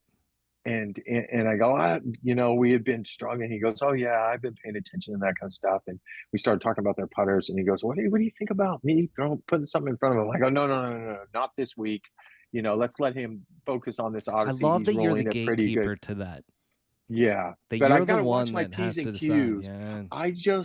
I'm just the liner, right? It's like you go to the car dealership to buy the car, right? And I'm the liner, and I'm the one selling the car, and then Troy's the closer, and he comes in and he closes the deal or whatever. And I go, I'll tell you the truth. I talked to Troy about your putters before, and he's tried your putters before. But he just feels like they come off a little fast. Yes, putter he used forever in the Odyssey, you know, they're softer. And he goes, I got great news. He goes, we just did there's a Terillium putter that came out with the neck that Troy kind of likes. He said he got the first one last week and he took it home, and he hit some putts with himself because they wanted to go that way with a little softer insert. And I think he said it's side milled or something like that. I didn't understand what he was saying. He goes, it comes off a little softer. Well, the Terillium does because it's an insert. Yeah, exactly. But he said something about the milling on the Terillium putter. He goes, I think he would like it. It comes off softer. And a lot of our staff tested it out. Before they bring things out, they got guys. There's good players that work at Scotty, and they go out and play with them, and they say yay or nay if they like them or not. So, So he goes, what do you think about me running a covert operation at CJ Cup in a couple weeks? I'll see how he putts this week, you know, in Vegas, and then he's playing in Japan next week, and I'm going to have one made up for him and bring it, maybe put it in front of his face. And I'm like, and his putting coach was standing right there. You know, he wasn't paying attention to the conversation. And I'm like, yeah, that would be a good idea. Because I'm thinking the same thing. There's no cut and dry with Troy. Like, they come up and ask him about putters all the time, and he'll just shine them on. No, I'm good. You know, and they take the hint, but they're relentless because they know their stuff. So we'll see how it goes the next 2 weeks, but maybe he'll give this little Scotty. That's not a bad idea, but also I'm telling you, the X5, X5.5, I'm just saying, because I've been a blade putter my entire life, and I could never go to the TaylorMade Spider. I've tried it. Can't use it. It just doesn't feel right to me. There's too much weight to it. But that X5 something to think about. 5.5. I mean, it looks like a blade, but because it's got the two sides to it that kind of look like fangs, it just has a different look and feel to it that feels more like a blade, even though it's weighted, so then it stays a little bit more consistent, easier to line up. Just saying. I personally love those putters because I've listen, I'm just your average hustling six, but I can fucking roll the pill, and I know that I know that I'm a good putter. And it's funny is that I've always used the same two ball white hot forever, but I go to putters like that when I'm fucking around on the putting green and hit some putts, and I love those putters. And the reason why I love those putters is because if I put a Scotty in front of me, your standard Scotty in front of me, it's fucking feels wavy taking it back. I can't Yes, the way it's yes, weighted. I exactly. just feels a little outside, a That's little normally how I inside, but know my technique is a little flawed. yeah, yeah, but that's why they make these other putters, though, right? That's Because these other correct. putters that you're It's describing are steady.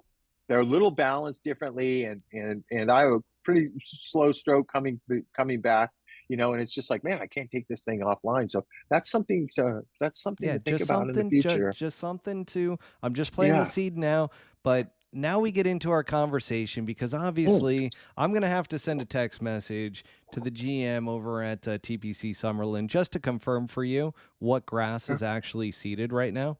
Oh, go I don't ahead. know I'm if usually not wrong on these I things. don't know if he's going to get back to me because he always tells me he's like when it comes to and I want to say he's been there now for 2 years for two of the Okay. Shriners Opens, and he's just like, and he was at the Win for a long time, and then when Win Mhm. came back, he came back to him. So that's how. Anyways, Okay. the entire I'm going to say thing. this. Yep. There's no overseed for sure. There's no overseed, but it is going to be some kind of hybrid Bermuda that he's going to tell you. That's going to be what my I answer is. bet you that that is absolutely accurate because Yeah, it's not just standard Bermuda. It's got to be a hybrid of some sort yeah, that's going to deal yeah, with the heat well. And they planted it yeah. early and resurfaced everything. They probably skinned everything and then really Yes, took the time over that 9 yeah, months to put in a yeah. different type of turf. Well, thank God they didn't change all the sprinkler heads, because usually when they reskin a golf course like that, they change all the sprinkler heads and the drainage and that kind of stuff. And then as a caddy, you're fucked, because you got to go and depending on how soon they got the grass done, sometimes sprinkler heads aren't marked. You got to walk all the way around. But there's a certain group of caddies.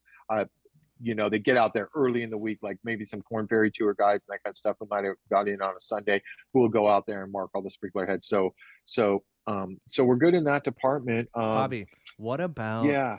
are you a Vegas guy? Now, you Okay. talked Well, about this, or Bangkok. Now, yeah, ooh, I want to get your wait, take on this. Which place is more dangerous?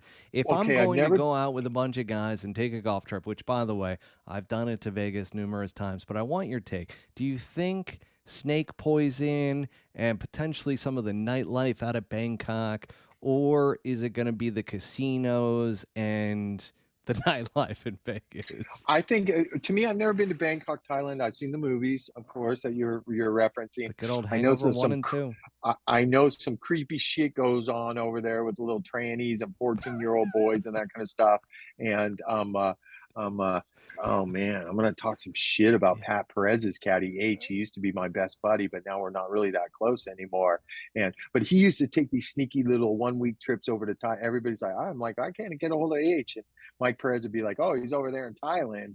And I'm like, Leave huh, it he's to been over there for Mikey. like, yeah, he's over there in Thailand. And I'm like, huh, is he doing plan A or is he doing plan B? Because I don't really agree with either of them. So to me, I think it would be fucking Vegas, because there's a lot of vices around here, right? There's a lot of, it's funny when I was driving back with his coach, and I'll share some honest stories about me personally in Vegas, like in my early 20s with the marching powder and Oh yeah. drinking for 3 days and that kind of stuff. And after 2 or 3 days of Just storming through the night.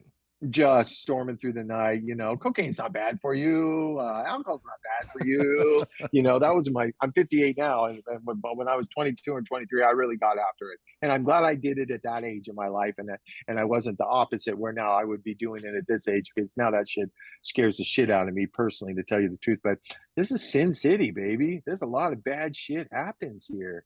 I think this is the most dangerous place.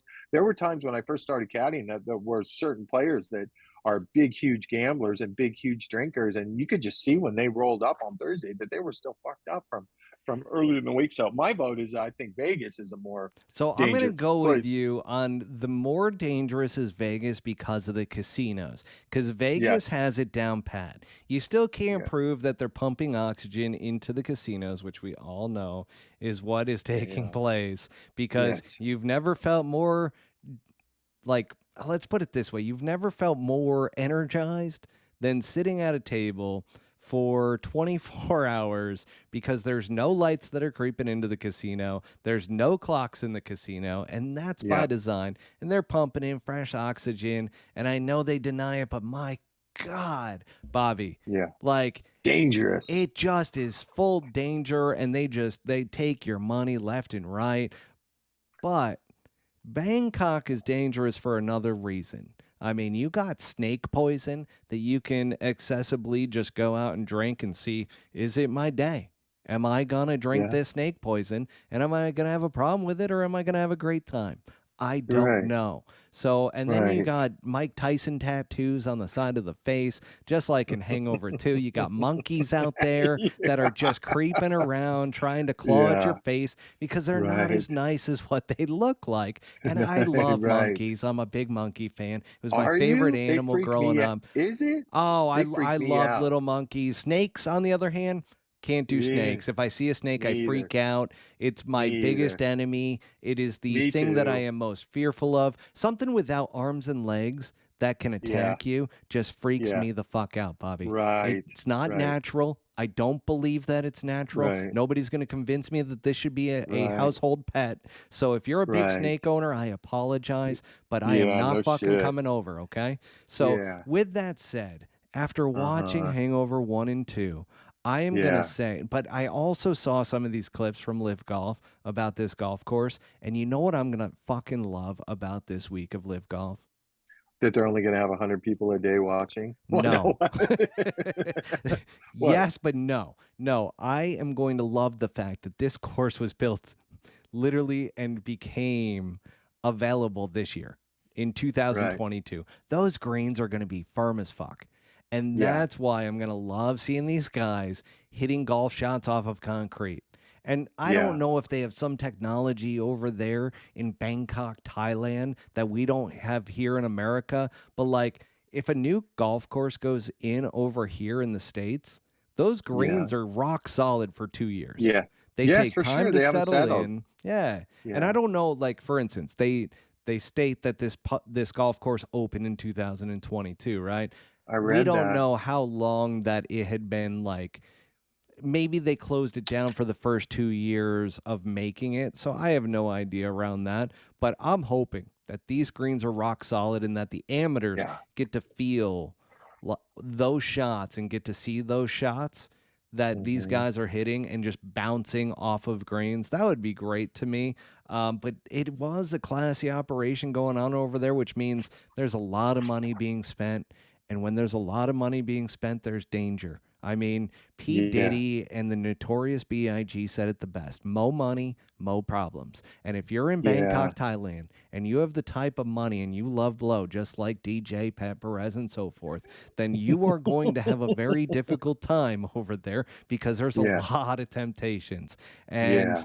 that's why I'm sitting here going, you know, I would have gone with Vegas because I played professional golf on the Butch Harmon Vegas tour. And I Yeah, you were lived here in struggling. Vegas. Oh, Yeah. absolutely. And I Yeah, mean, I you was told at the us club stories on a about getting nightly fucked basis. up. Yeah, you know, it is interesting because part of that we ended up editing out of that episode.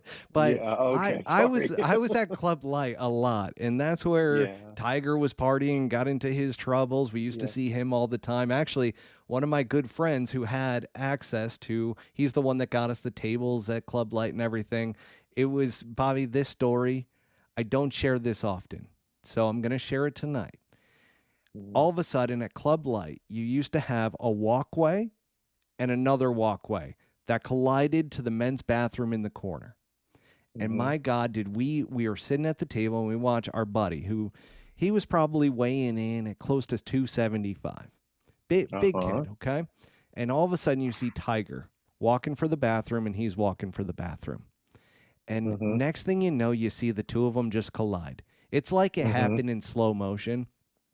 My Mhm. God, did Tiger security jump in so Yeah, I fucking bet. fast and just threw him up against the wall like he Right. was attacking Tiger. But in Right. all reality, he was just trying to go take a Oh, leak just a and didn't leak. see Tiger, and Tiger didn't see him, and they collided in the corner.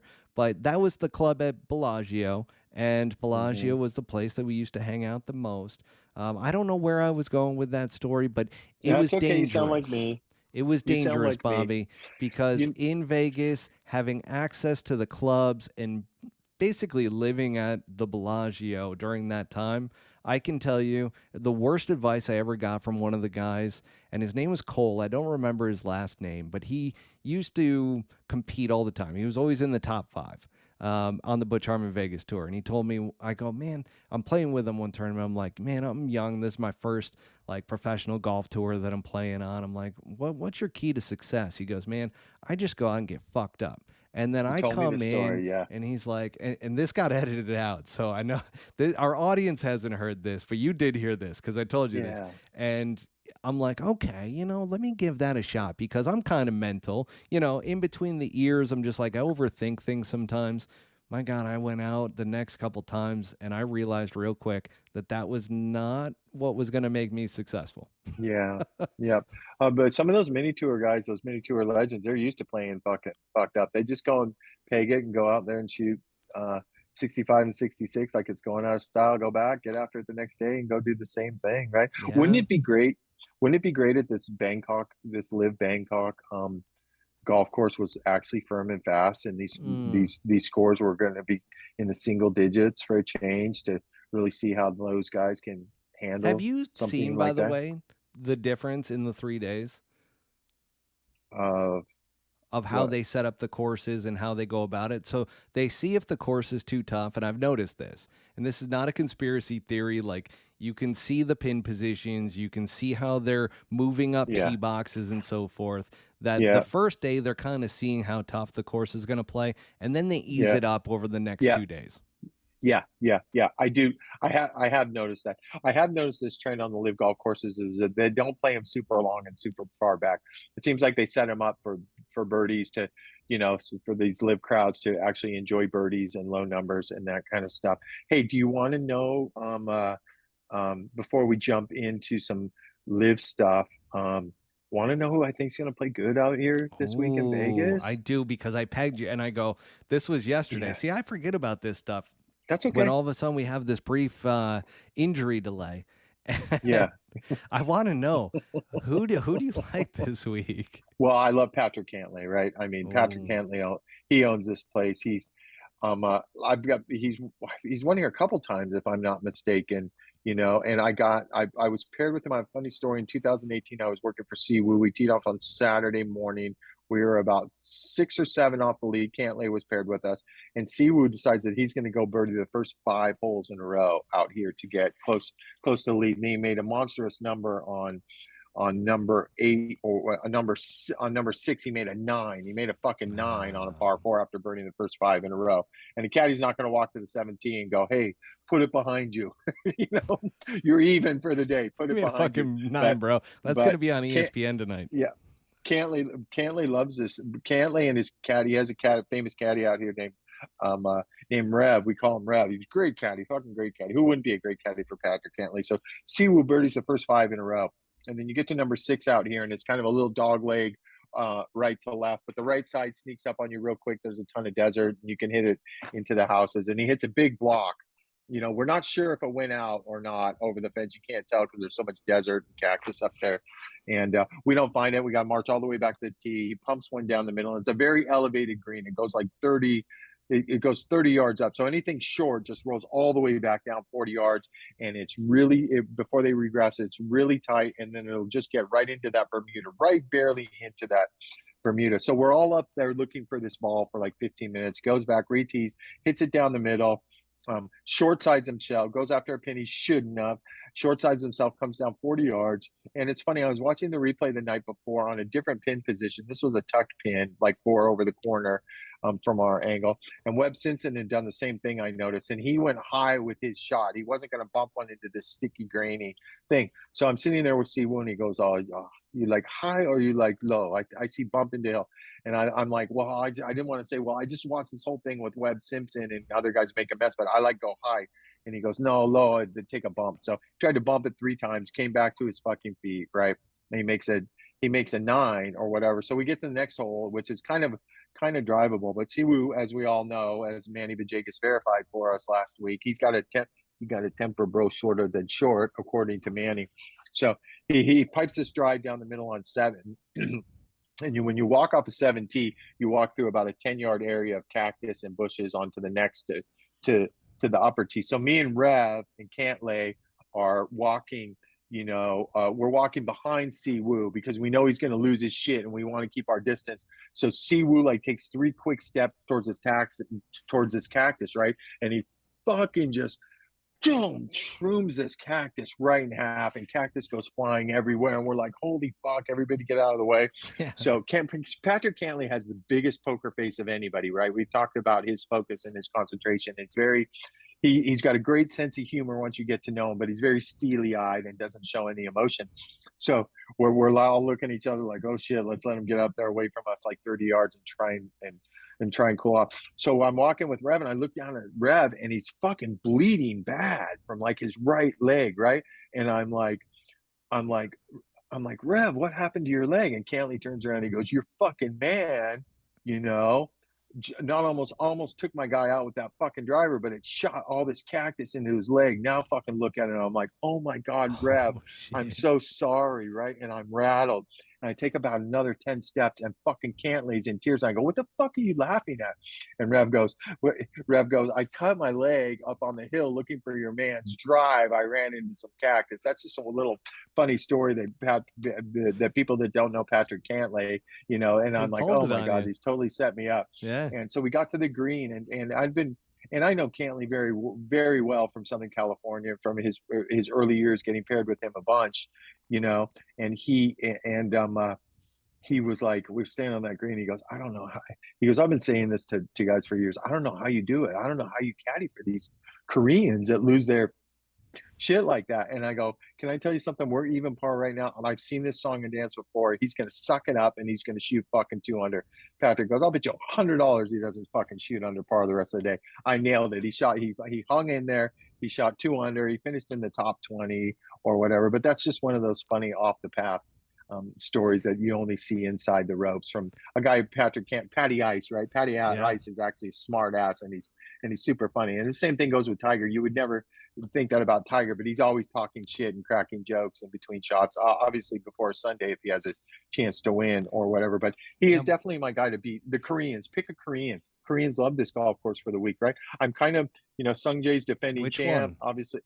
Well, they're Kims. They're Kims. They're Is Tom in? Please, Tom's here, so I think probably going to be a good golf course for Tom, right? I think Tom's going to thrive out there, especially after the President's Cup. Yeah.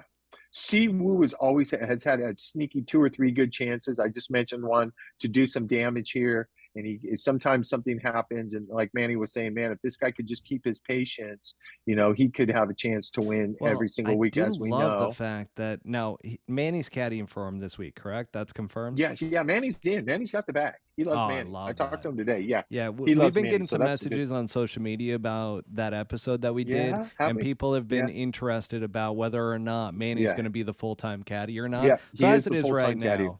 Yep. Yeah, as it is right now. So I look for the Koreans. Sung Jae, Sung Jae obviously won last year. I wasn't on the bag. I wasn't too bummed about it. I had done my time with him, but the year before that, he finished 8th or 9th and made a couple critical mistakes on Sunday. He had a chance to win. So Sung Jae's going to be tough. Tom Kim, your boy / my boy, he's growing on me. He's going to be tough. I think KH Lee is going to be tough. Oh, sexy man. That's a sexy man. Oh, you're very so sexy. Very sexy. Sexy man.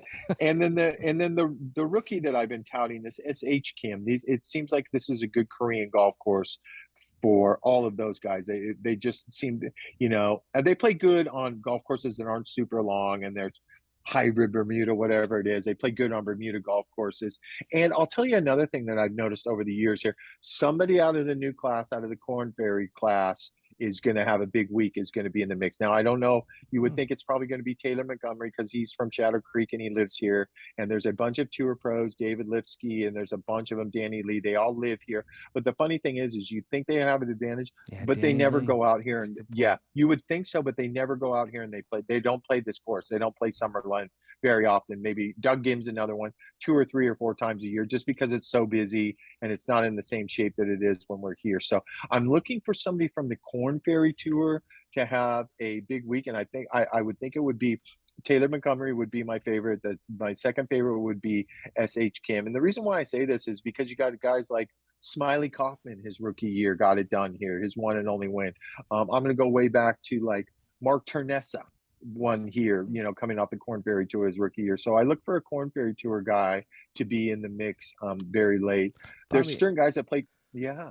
is it safe to say that this is a golf course that you need to keep it in play off the tee and you don't have to be Yeah, super you long? do, but it's generous. It's generous off the tee. It's very generous off the tee. But there's desert everywhere, and if you get That's it. even with the new grass, if you get short sighted the way that these greens are sloped, and almost every green is a raised green, and they all have huge runoffs that are super tight and super burnout and super pinched, and it's tough to chip around here, that's for sure. And like I said, but you can do a lot of damage the last 5 holes. You can literally play the last 5 holes on 4 or 5 under out here, which is it's just great for us when you stay close to the lead. You just want to stay close, and who knows? But I think Cantlay's got to be a heavy favorite. There's horses for courses. Martin Laird is True. one.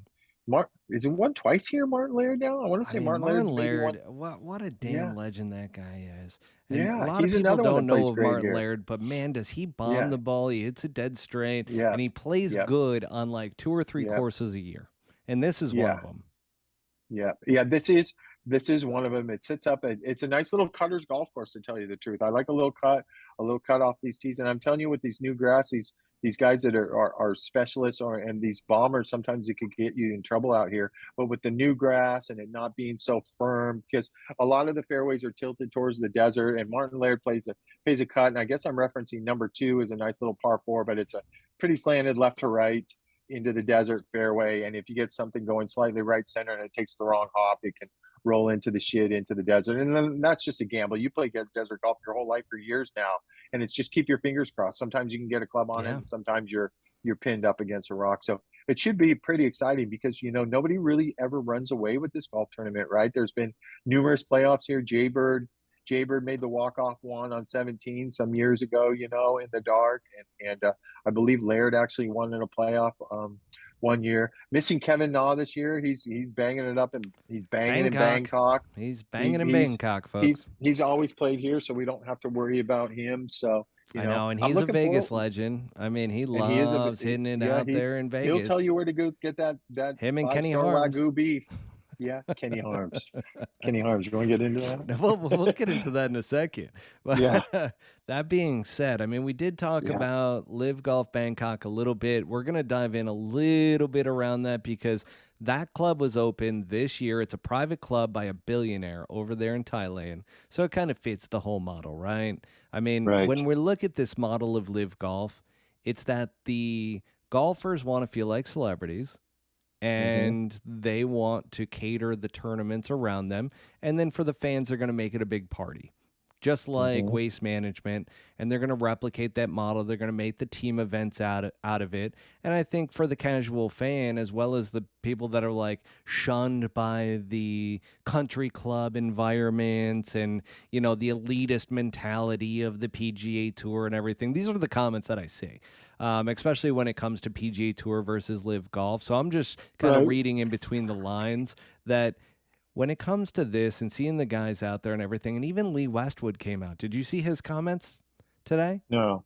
So Lee Westwood came out and said that we're in the entertainment industry, and it's about time that golf gets rid of, I forget what the exact words were, but like of that elitist mentality that we're too good for everybody else, that this is an elitist type of group, that it's only for the 1%ers, and and I mean, he raised a pretty good point there, because what did I say when LIV Golf started coming out? I'm like, oh, this is a lifestyle tour. These guys are loose. They're having a blast. They're like, they're shooting the shit. And you mentioned a comment around DJ on Sunday in contention on 18 and shooting the shit with his buddy who he's competing against, because what's it to him? He's guaranteed so much money that it's like, yeah, let's just have fun with it. You got Henrik Stenson out there kissing his famous 3-wood, all of that good stuff. So there is a difference in the product, which is why I'm like, they're so different that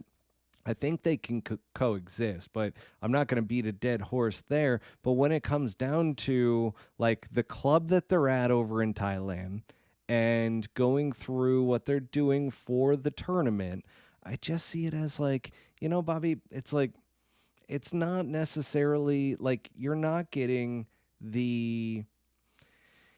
some of the best players in the world, but you're not getting them locked in to play a competitive, serious golf tournament when it is the PGA Tour, and even in the weeks like this to where it's the Shriners Open versus like a bigger tournament, like a major tournament like the US Open or anything like that. So that being said, they are going to be over there. It's the Stonehill Golf Club that they're at in Bangkok.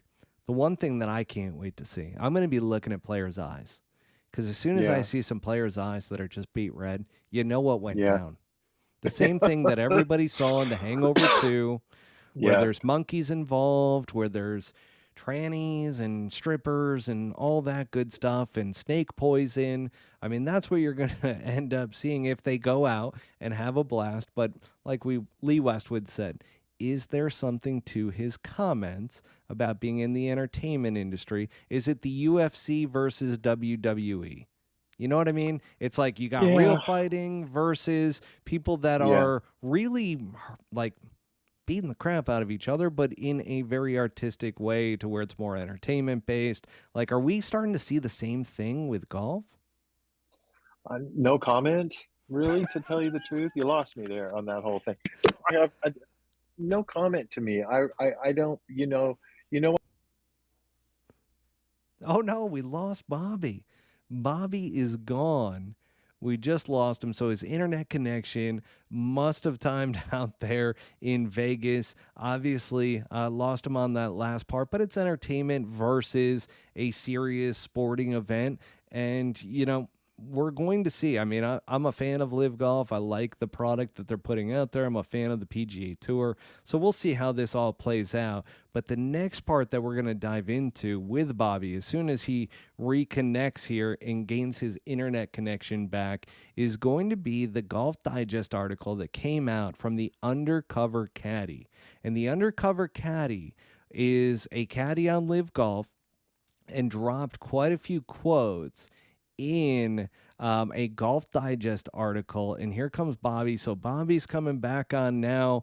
Welcome back, Bobby. And he's connecting to the audio at the moment. But Bobby, so I explained to the audience as to what I was talking about when it comes to entertainment versus a real competitive sporting event. That's the dynamic that I was drawing between the two. So you've got one that's more entertainment based, and I think that's where Lee Westwood was going with it, to where like we're out here performing to show you our talents. Where on the PGA Tour, you're getting a lot more of just that straight competitive, like it's very much so like real golf and competitive golf, in my opinion, versus more of the entertainment golf that we're out here for the fans. And like, this is going to be like, you get to enjoy our talent, so to speak, without us being stressed out and competitive.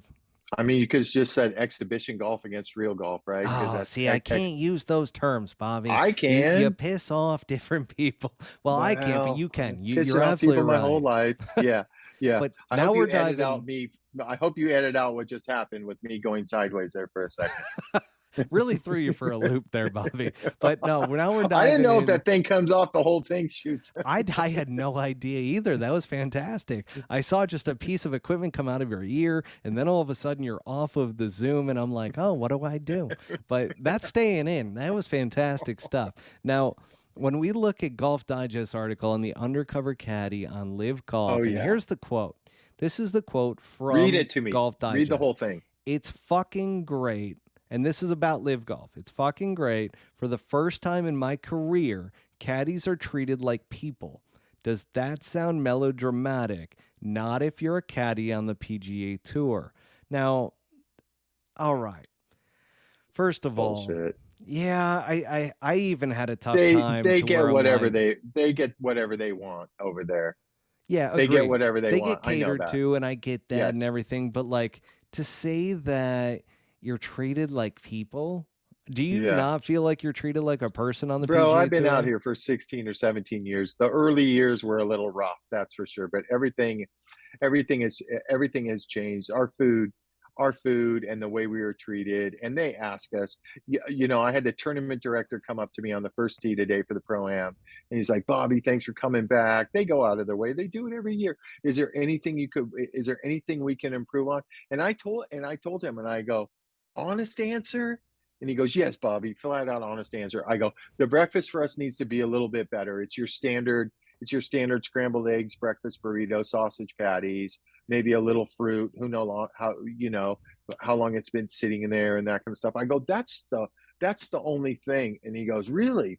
I go, yeah, you got to keep pace with all these other tournaments because all these other Mm. tournaments have just been upgrading caddy facilities. I mean, we have, we have massages available. There's been almost every week we can get ourselves worked on if we're not feeling good and Well, that kind of stuff. So Bobby, I mean, according to this live golf guy, I mean, that's he's got massages bullshit, with happy endings that are right? available in Bangkok. Well, that's Bangkok, right?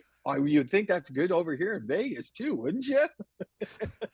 And the bitches are You probably a know, lot hotter a, over a, here if a, they're a bitches. lo- a Or lot of, I mean, Deshaun Watson got a lot of trouble for assuming. yeah, yeah, yeah. He's only down for a little while. He'll get over it. He got a lot of money too.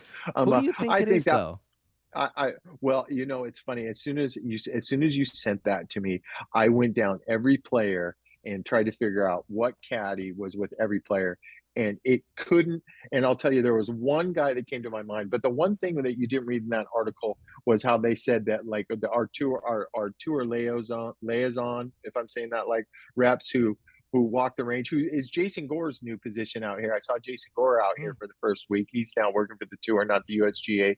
That's his position, that they shine caddies on. And I've never had that experience because I've been close with Ross Berlin, who's retired, and Andy Pasner, who is vice president of competitions. They always ask, hey, how things are going and that kind of stuff. And as much shit as Jay Monahan's taken, Jay Monahan went out of his way to make sure that caddy facilities and caddies getting taken care of was a high priority. So, anyways, I'm going down the list and I couldn't figure out because this caddy said the only time they ever talked to me is if they needed tickets for a football game. So I'm like, okay, that's a hint for me. So now I'm going down the list, and half these caddies are European tour caddies, and they're my friends. But I'm True. like, okay, so maybe it's somebody that lives in Jacksonville or Tampa, for the Mm. Buccaneers or for the Jaguars. I couldn't figure out anybody else that would live close to a major football team. So one name came to mind, and his name is Tim Butler, and he's been working for Paul Casey, and he's been working for Paul Casey. But being the smart guy I am and watching golf the way that I'm watching golf, I noticed Tim Butler was on Garrett Higo's bag last week when he played good. So I walk up to the putting green today, and it's still bothering me. I can't figure out who the fuck it is.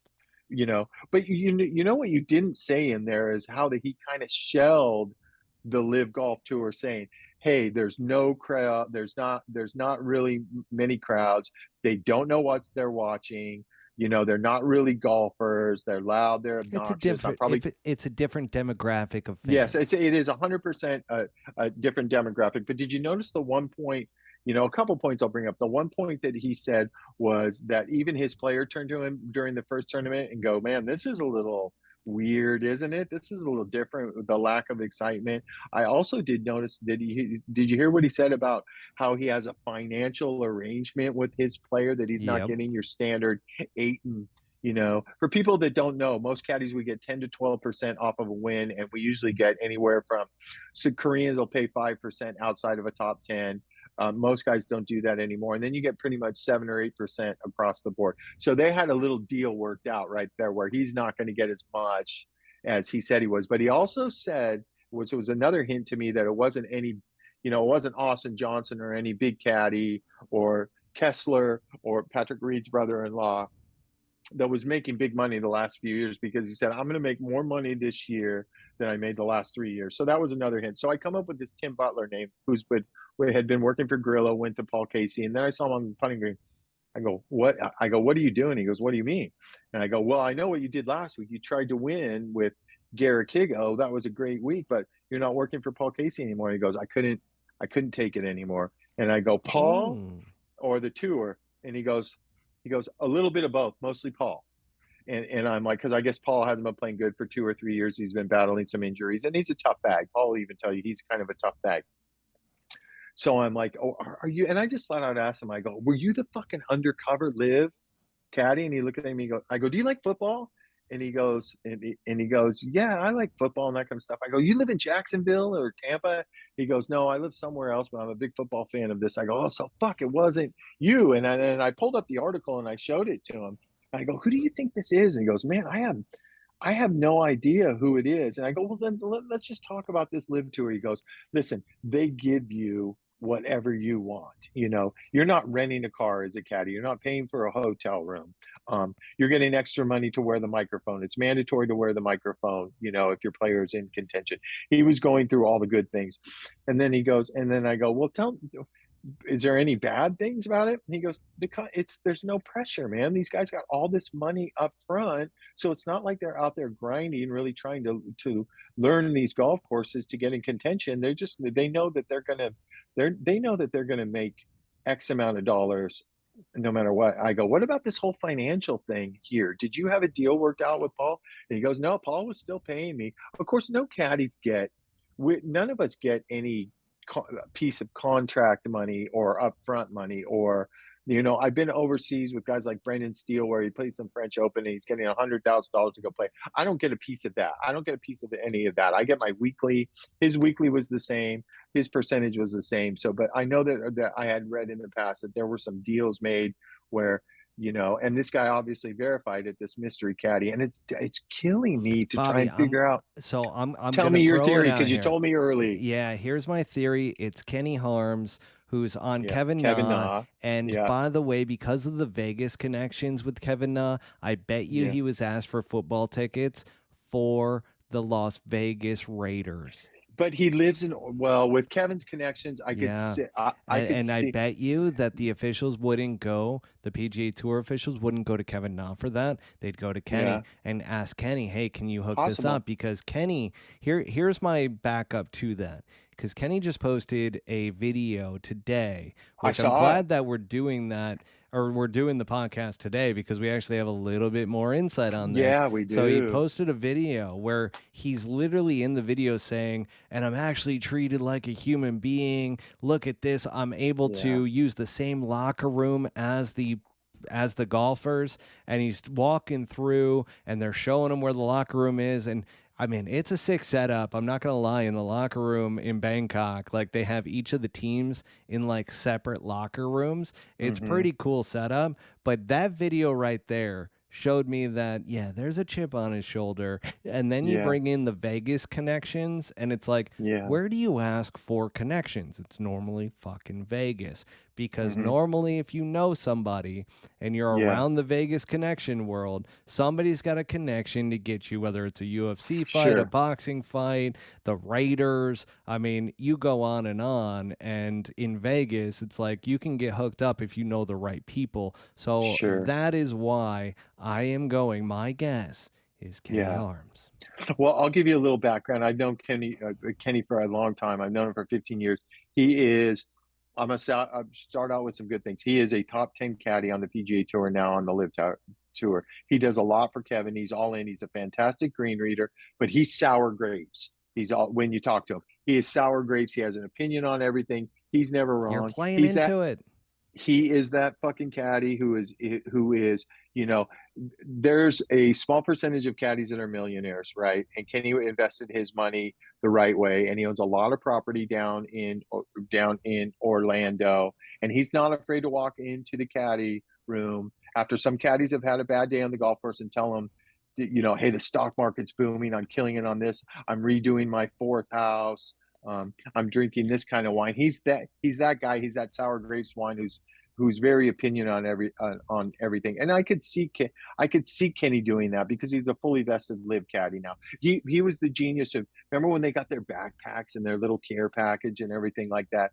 He was the one who's like, oh, we got a backpack and that kind of stuff. And I'm like, you should see the fucking bag we got at the U.S. Open. It's like a fucking $300 bag. I'm thinking about selling it on fucking eBay for 500 because there's only so many made of them. It's I just stare at the thing. I don't even want to use it. It's so fresh. So I could see I could see that. I could see that being Kenny. I saw a little piece of that video of him viewing the chipping area and telling you how great things were. This supposed caddy also said in that article too. He's like, I can't understand for the life of me why the PGA Tour doesn't put $1 million aside to fly caddies, pay for caddies to pick up the tab for caddies to fly places and pick up the hotels, which number one, it's never ever been done like that. That's why we get our weekly expenses. But number two, can we mention a good point? There's 48 fucking guys in that field, and it's Saudi unlimited money, and there's 148 guys average in our fields, and the tour is not going to pick up a bill like that. But can I say something good about the tour too? Yeah. When we were going through the pandemic and that kind of stuff, they had charters flying us from tournament to tournament. We never had to pay a fucking penny for that. So they wanted to keep the sport going. And, golf was the first sport, big sport back up after the pandemic. We took Jay Monahan, we took the chance to get sports back out there for this country to let everybody know that, hey, things are going to be all right. Golf is up and kicking and that kind of stuff. But I could see, it being Kenny for sure. Want some scoop? Yeah. Want some scoop? Give it, Bobby. Mito Pereira. What about him? Don't bet on him this week. Oh boy. Yep.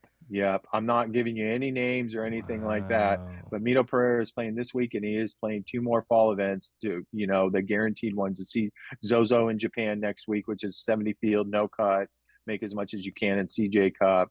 And I was talking to somebody today, and he's been on our podcast before, and he wasn't giving me 100%. But here's my tip to any gamblers. Bet against Mito Pereira this week, because maybe just like about Dustin in April last year when his deal was probably done, these guys have lost the fire. And I noticed Mito the last couple of days, he usually carries around his quad, his little TrackMan quad thing, and he's not carrying anything around. And I'm wondering if he's going through the motions. But Mito Pereira, is he out at the end of the year, Bobby? I'm pretty sure he is at the bit? fall. I think he's the one going. I can't get any more Siwoo scoop. I don't know if Siwoo is planning on going. I told you that rumor was going around from Andrew. Player champ, bro. Well, I work for Barbasol champ, bro. No big deal. Yeah. So I don't see as much excitement as Siwoo got, out of the President's Cup and that kind of stuff. And keep in mind this, and I was talking to somebody. This came up again today. Remember my theory on Hideki not going was that Asian culture is a little different. He is he's a god over there, right? He is an absolute god. When he finishes around and shoots 75, there's 40 Japanese reporters here that they got to take him away from the media center. There's so many of them to do their interview. So I come to find out there a big connection there into Hideki's camp, that he was seriously thinking about going, but he also did you hear what they offered him? For $500 million, $500 million, and he turned it down. And the reason why this person who's close to him told me he turned it down is because he would have been the most hated athlete in Japan, and they would have disowned him. And I wonder if that has a trickle down effect to South Korea also, because these Asians are different. I work for these fucking Koreans, these hot-headed Koreans, and the older generation, the older culture generation doesn't raise their guys to act like little bitches on the golf course like some of these guys do. And I even got it from the top, from their big sponsor, CJ, who runs our CJ Cup, who's on. They got the coolest hats on the planet. Those Koreans wear those CJ Cup hats, and it was getting back to me through the grapevine that these CJ guys were not happy with Siwoo's antics Sungjae's antics on the golf course. They're all about legacy and history and tradition, and it's like that doesn't play into a brand new tour that's all about money. Yeah. And you another thing with these Koreans you got to think about too is they got to do fucking military service, right? They got until they're like 32 or 36 years old to do military service. So that's a good point. Are these LIV guys going to be, it goes off of world rankings, and we'll get into that next topic that you want to bring up that just broke today. I think it's a publicity stunt on LIV's part personally, but these Koreans are life and death to catch a medal in the Olympics, because it gets them out of that whole military thing, which is derailed careers. It's derailed Sang-moon Bae. It derailed recently SY No, who lost his status and was starting to show some form. So there's 2 ways they can get out. There's a few ways they can get a medal and it shows you how these some of these media guys aren't really in tune with facts, right? Let's just call it fact. Because I was listening to the broadcast on the President's Cup, and I think they were talking about KH Lee. He's going to have to do military. Well, these idiots don't know that KH Lee, caught a medal in the Pan American Games years ago. So he's exempt. And when you get exempt out of this military thing, what you do have to do is you have to go back over to Korea and you run through a quick 2 to 4 week, learn how to shoot a gun kind of thing, or be in the proper position if what's his name from North Korea decides to fire one of those ballistic missiles over. Yeah, I guess he flew another one over Japan that landed in the Pacific, excuse me, last week. So that's something about the Koreans too. So now I've changed heart. I don't see Siwoo going. Now I know where Siwoo is right now at this moment, and he's sitting down at that JW Marriott Rampart Casino. He's about $2,000 to $5,000 a hand. So that was my one theory, that maybe Siwoo needed to go because he wanted to make the easy money. But there's another way up front, pay off that gambling. Get that guaranteed up front. And Siwoo's dad has been sick for a while, for 3 or 4 years. He's smoking cigarettes. He'd smoke 50 cigarettes a day. I'd watch him, and you'd hear him out in the crowd with his coffee. And you're like, man, he doesn't sound healthy. And Siwoo finally told me, yeah, he's not. He's going to have to quit the cigarettes. He went back home to Korea. So now Siwoo's over here flying solo without the parents around, which doesn't happen with Koreans very often. But these Koreans can also, if they want to, let's say that Siwoo gets to 33 or 34 years old, and he already answered this question politically properly for his country in an interview that I read. They can take American citizenship, right? And Siwoo flat out told me once, I go, what happens if it gets to the last year and you're going to have to go do military service? And he flat out told me, he goes, I become American citizen, bro. He goes, I'm not going to go do military. I'm a golfer. I'm good at what I do. I'm just not going to do it. And I'm like, well, what's the repercussions on something like that? And he's like, repercussion? What that mean? Repercussion? I go, what bad can happen out of that? He goes, the only bad thing is that my country would not be happy with that, number one, because he's kind of, I've walked through airports with Siwoo before in Korea, and he's a fucking legend over there. They harass him. He can't go through. I'm not saying it's like DJ or MJ walking through an airport, but he's pretty popular over there. But the deal is you can only go back to Korea, I think, 60 days a year. But if push came to shove, I would imagine that's the way he's going to go. So, but you can go ahead and make 2 bets. Make a bet against Mito Pereira this week, and make a bet that Mito Pereira is bon voyage to the LIV Tour. And once again, this is going to be another week that I'm going to tell you, and I mentioned this in Napa, that nobody is talking about the LIV Tour on the putting green or the driving range. It's almost like I said, we're at this point where we're going to play our tour, you're going to play your tour, and they're really no threat to us anymore, other than you throwing out a lot of money and cherry picking maybe 2 or 3 more players. But it seems like they got their 48. Obviously, there's 10 or 12 of them that you can bust out of there that nobody would really miss. But without the world rankings, and I'm teeing you up to go into this thing that broke today. So I do have one question though. I do have one question though, from the Mito Pereira side, because him and Joaquin are best friends. And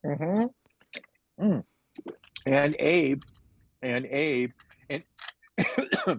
and he is not connected to the one Carlos, the one agent with GSE that has Sergio, Joaquin, Abe, who has all the Latinos. Usa has, and Carl, Schwartzel. He's got 5 or 6 guys. His whole posse has gone over there. But I can see that he's going to go he'll go right to one of those Latino teams. And I said to Scott McGinnis, his caddy, and I'm like, man, am I going to see you again? He's like, he didn't give me the answer. And I'm like, well, you just gave me the answer. And we were talking in the caddy thing, and he kept shushing me because I get a little loud, he kept shushing me and like pointing at other guys. So I think he's good night, Irene. What, can I tee you up to the little OWGR Mina Tour thing? You know what I'm talking about? Oh, I do. So I woke up this morning and I go right to social media. I shouldn't say I woke up. I never fell asleep with the food poisoning last night, but I'm scrolling through. You sounded terrible this morning. I'm surprised you could even pull open a phone. I'm not a gamer. I feel like shit right now still. I can't drink enough water. But I woke up seeing this, LIV hot takes. We're getting world rankings this week. They're getting world rankings this week. So do you want to explain it to the people what happened today, or you want me to take it? Yeah, I mean, I'll get into it a little bit and then I'll turn it over to you. How about Yeah, that? So Jenna yeah, Sims I breaks like it. the news, Yes. which is ridiculous in and of its own right. She But got a lip job. basically, yeah, the Middle Eastern Northern African tour, which Yeah. has Mina. been struggling to say the Yeah. least. Like, Yeah. there's reports that came out today as well as to why this all really came about. But they have, so this Mina tour is what it's called. They have 54 hole events. Now they have Hmm. cuts to which They do. we talked about ahead of time because that's what technically qualifies them because they do allow some 54 hole events. It's what they did with the Hero World Challenge back. They made some exceptions there and opened themselves up from an official world golf ranking standpoint to allow this type of stuff to take place. So what did LIV Golf do? They teamed up with the MENA Tour, and obviously they have the Middle Eastern ties with Saudi Arabia and Dubai.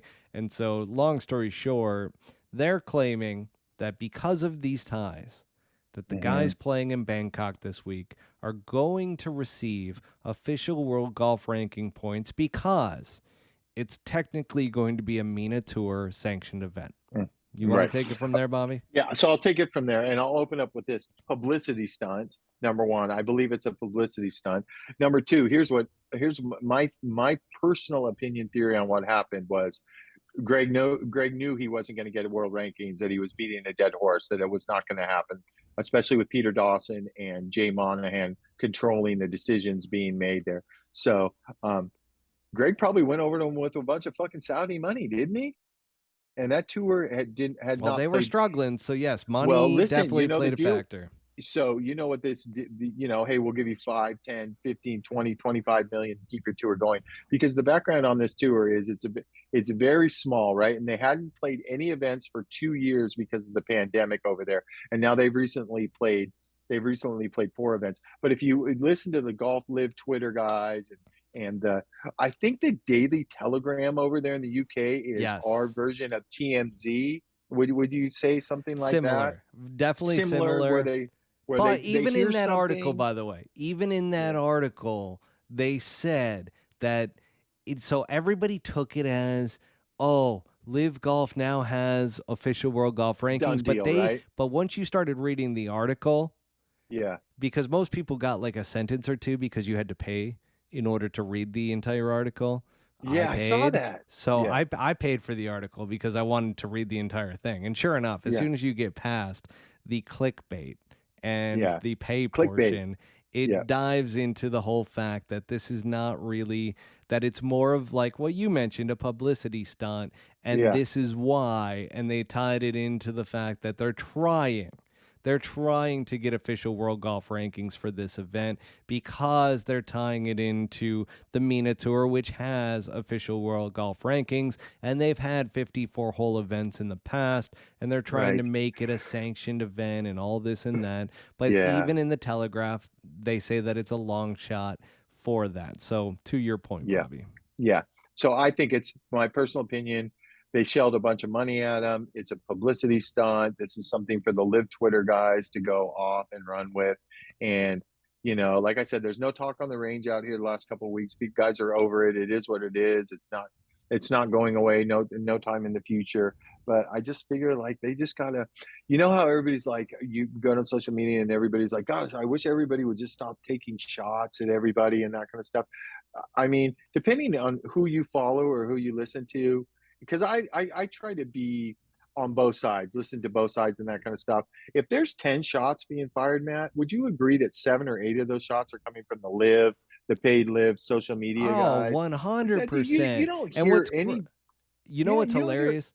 I what. actually recently on a Live Golf forum, somebody Hmm. posted they've been posting a lot within this forum. And again, this is like close to a 500,000 people that are in this forum and that are all Live Golf fans. And this guy Yeah. posts in like positive about Live Golf all the time. He finally comes out and added a comment that said, "Can we stop bringing up the PGA Tour and trashing them every step of the way, because it Right. makes us look bad instead of just trying to support the LIV Golf and what they're trying to do. Like, all this forum is bashing the PGA Tour and Yes. why they're evil and all this. So you're spot on. I mean, it Yeah. is to where if you say anything that's neutral, if you do that in a PGA Tour forum or pro PGA Tour, like, people will listen. But when you do it in there, you're going to get destroyed by Yeah. all Yeah. those people in there, because it's so hardcore in one direction that they're just Right. the jaded group. They're the